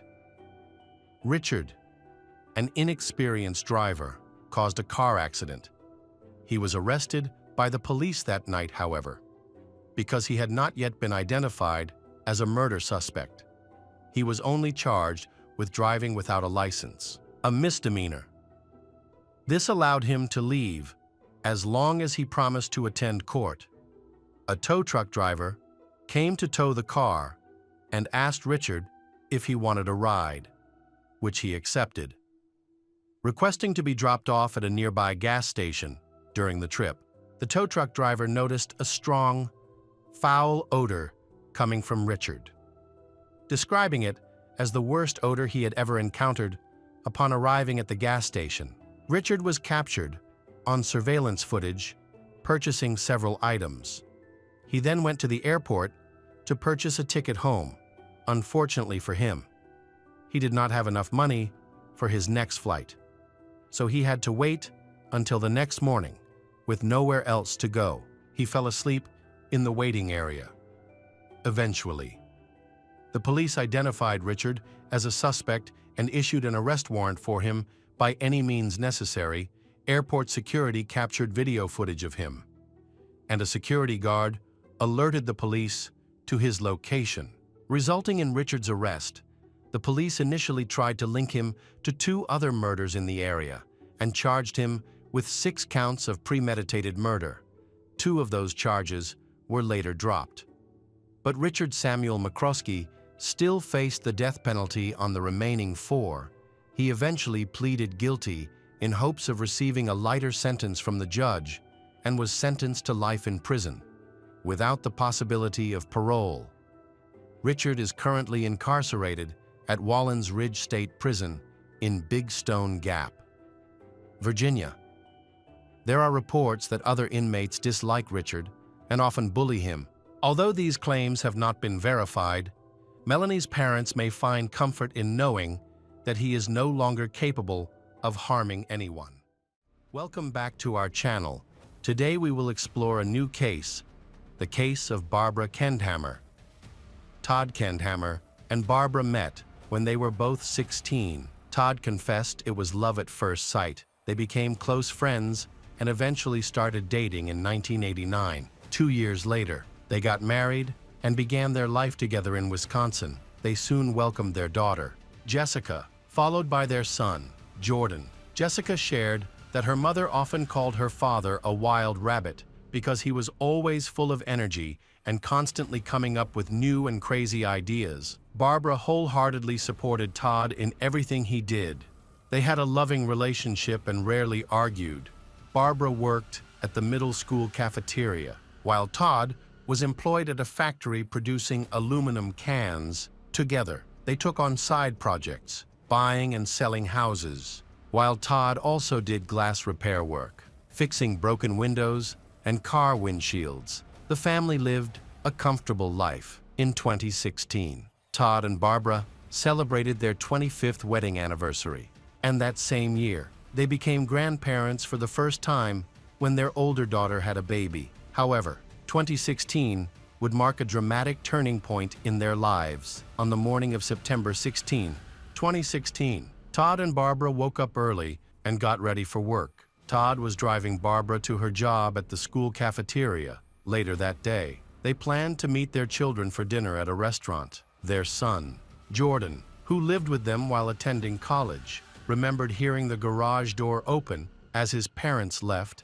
He mentioned there were no disagreements or anything unusual between them that morning. At 7:45 a.m., Todd and Barbara stopped briefly at a neighbor's house, as they were keeping an eye on the home while the neighbor was away. After a few minutes, they got back into the car, but instead of heading toward Barbara's workplace, they drove in the opposite direction while traveling down a rural road. Tragedy struck at 8:05 a.m. Todd made an urgent call to emergency services, reporting that he and Barbara had been involved in a severe car accident on a countryside road near La Crosse, Wisconsin. According to Todd, a metal pipe had smashed through the car's windshield, striking Barbara, who was in the passenger seat. She suffered serious injuries to her head and neck when the police arrived at the scene. Todd explained that at first, he thought he saw a bird. However, at the last moment, he realized it was actually a metal pipe. According to Todd, the pipe had fallen from a passing truck and struck Barbara directly. The pipe, which caused fatal injuries, was approximately 135 meters long and weighed about 10 kilograms. Barbara was unconscious, but still breathing, and was rushed to the hospital. Todd, panicked and trembling, was covered in his wife's blood and overwhelmed with distress over her condition. At the hospital, neurosurgeons informed Todd that Barbara's condition was critical and her chances of survival were very low. Less than 24 hours later, in the early hours of September 17, Barbara Kendhammer passed away without. Her family decided to donate her organs to help other patients in need. However, the tragedy didn't end there. Police began to suspect that Todd might have been responsible for his wife's death. Investigators observed abrasions on Todd's hands and knuckles, along with scratches on his neck. They found inconsistencies in Todd's version of events. Police searched for the truck Todd claimed the pipe had fallen from and interviewed locals to determine if anyone had seen such a vehicle that day. They also reviewed security footage from cameras near the accident site.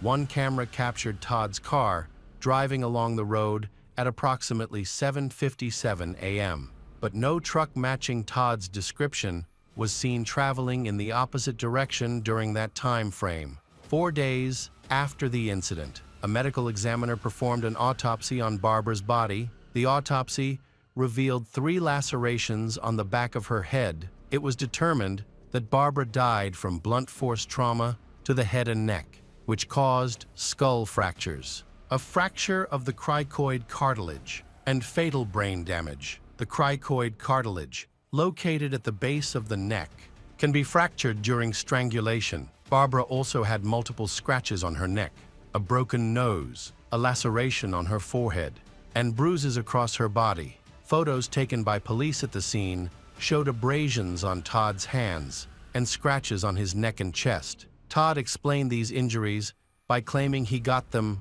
while working with glass, as he often repaired broken windshields. However, a local construction worker who passed by the Kenhammer's car around 8 a.m. reported seeing no damage to the windshield or anyone near the vehicle. The car was parked on the roadside but appeared empty. Police theorized that Barbara might have tried to escape from her husband and hidden in the tall grass, with Todd pursuing her. On the morning of the incident, Barbara was scheduled to be at work by 8 a.m., but she never called her co-workers to inform them of any delays. She also failed to call her mother, a daily routine she followed every morning before going to work. Todd told investigators that he planned to craft a windshield for Justin Heim, a former co-worker. He claimed that, while driving Barbara to work, he decided to stop by Justin's house to deliver the windshield. When questioned, Todd was asked by police if he had called Justin before going to his house. Todd admitted he hadn't called, explaining that he was confident Justin would be home. However, when investigators spoke to Justin, they received a completely different account. Justin stated that he had never ordered a windshield from Todd.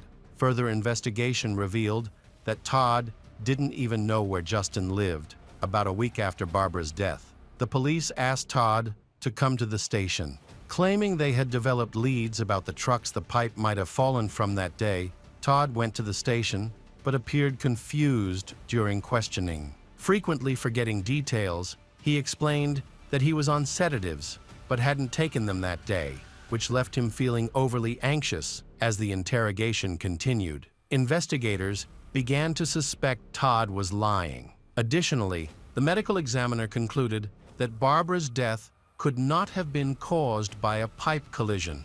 When pressed further by police about his actual destination that day, Todd changed his story. He claimed he had been heading to another friend's house instead of Justin's. Police later located this friend, who also confirmed that he had never requested a windshield or discussed it with Todd. After 3.5 hours of questioning, Todd was released. However, 3 months after Barbara's death, Todd was arrested in December 2017.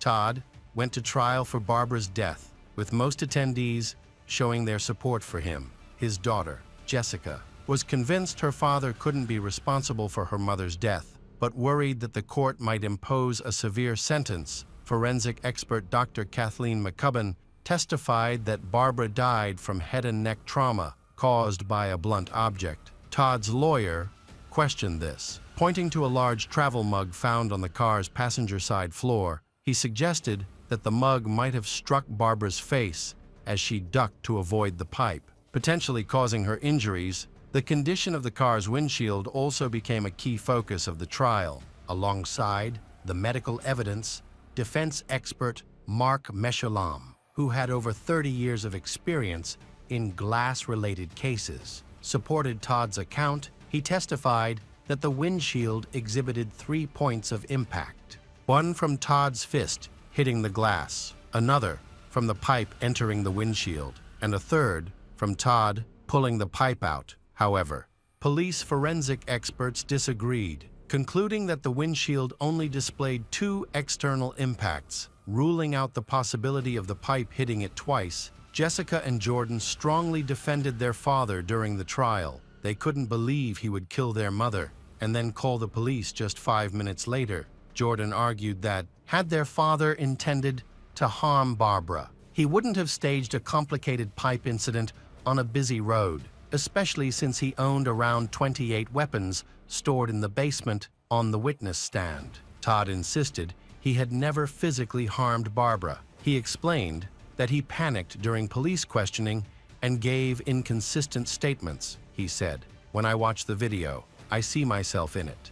But the person speaking doesn't feel like me. I wasn't in the right state of mind. I wasn't thinking about my actions or where I was going. My mind was only focused on Barbara. Todd Kendhammer was convicted of first-degree murder on December 15, 2017. During this hearing, Jessica and Jordan were stunned when Barbara's cousin spoke in court against Todd. The cousin read a letter signed by other family members, expressing their collective desire to protect Barbara and urging the court to impose the harshest punishment on Todd. Jessica disclosed that her mother and this cousin had a strained relationship and had stopped speaking to each other before her mother's death following the trial. Todd was forced to sell the house he and Barbara had lived in to cover legal expenses. In the end, the judge ruled that Todd was sentenced to life in prison and is eligible for parole after 30 years. Despite the initial ruling, Jessica and Jordan refused to give up and were determined to clear their father. In August 2021, 4 years after his conviction, Todd returned to court once again.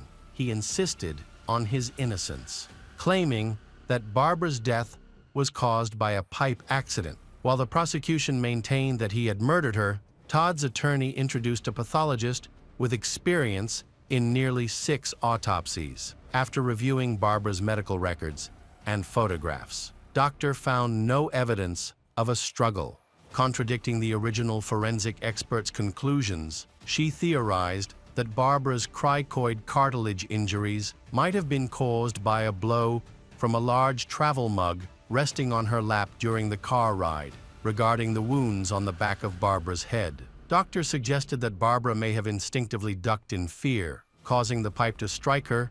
She concluded that Barbara's death was the result of a car accident. The defense also called forensic pathologist Dr. Kathleen. She described the case as complex and acknowledged that the original autopsy had been well executed, with reasonable conclusions.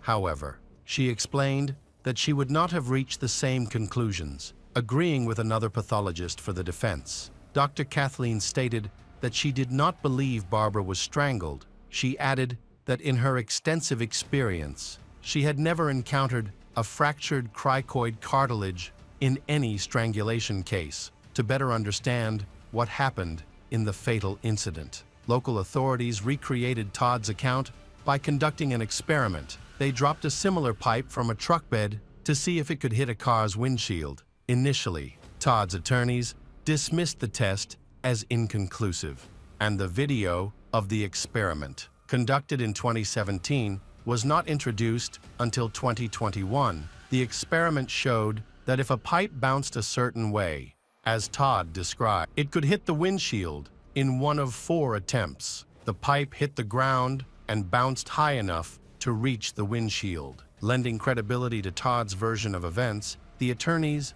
also presented additional videos of similar accidents to demonstrate that Todd's case was not unusual. Although these other incidents did not involve fatalities, the vehicles were damaged by pipes in comparable ways. Ultimately, the jury was convinced that the testimony regarding strangulation was the most credible. Despite the defense's efforts to offer another explanation, in May 2022, the judge denied Todd Kendhammer's request for a new trial, but Todd intends to appeal the decision. Todd's daughter, Jessica, shared, "I used to get annoyed when Dad would constantly call me or invite himself over, but now I miss that so much. I miss my parents all the time."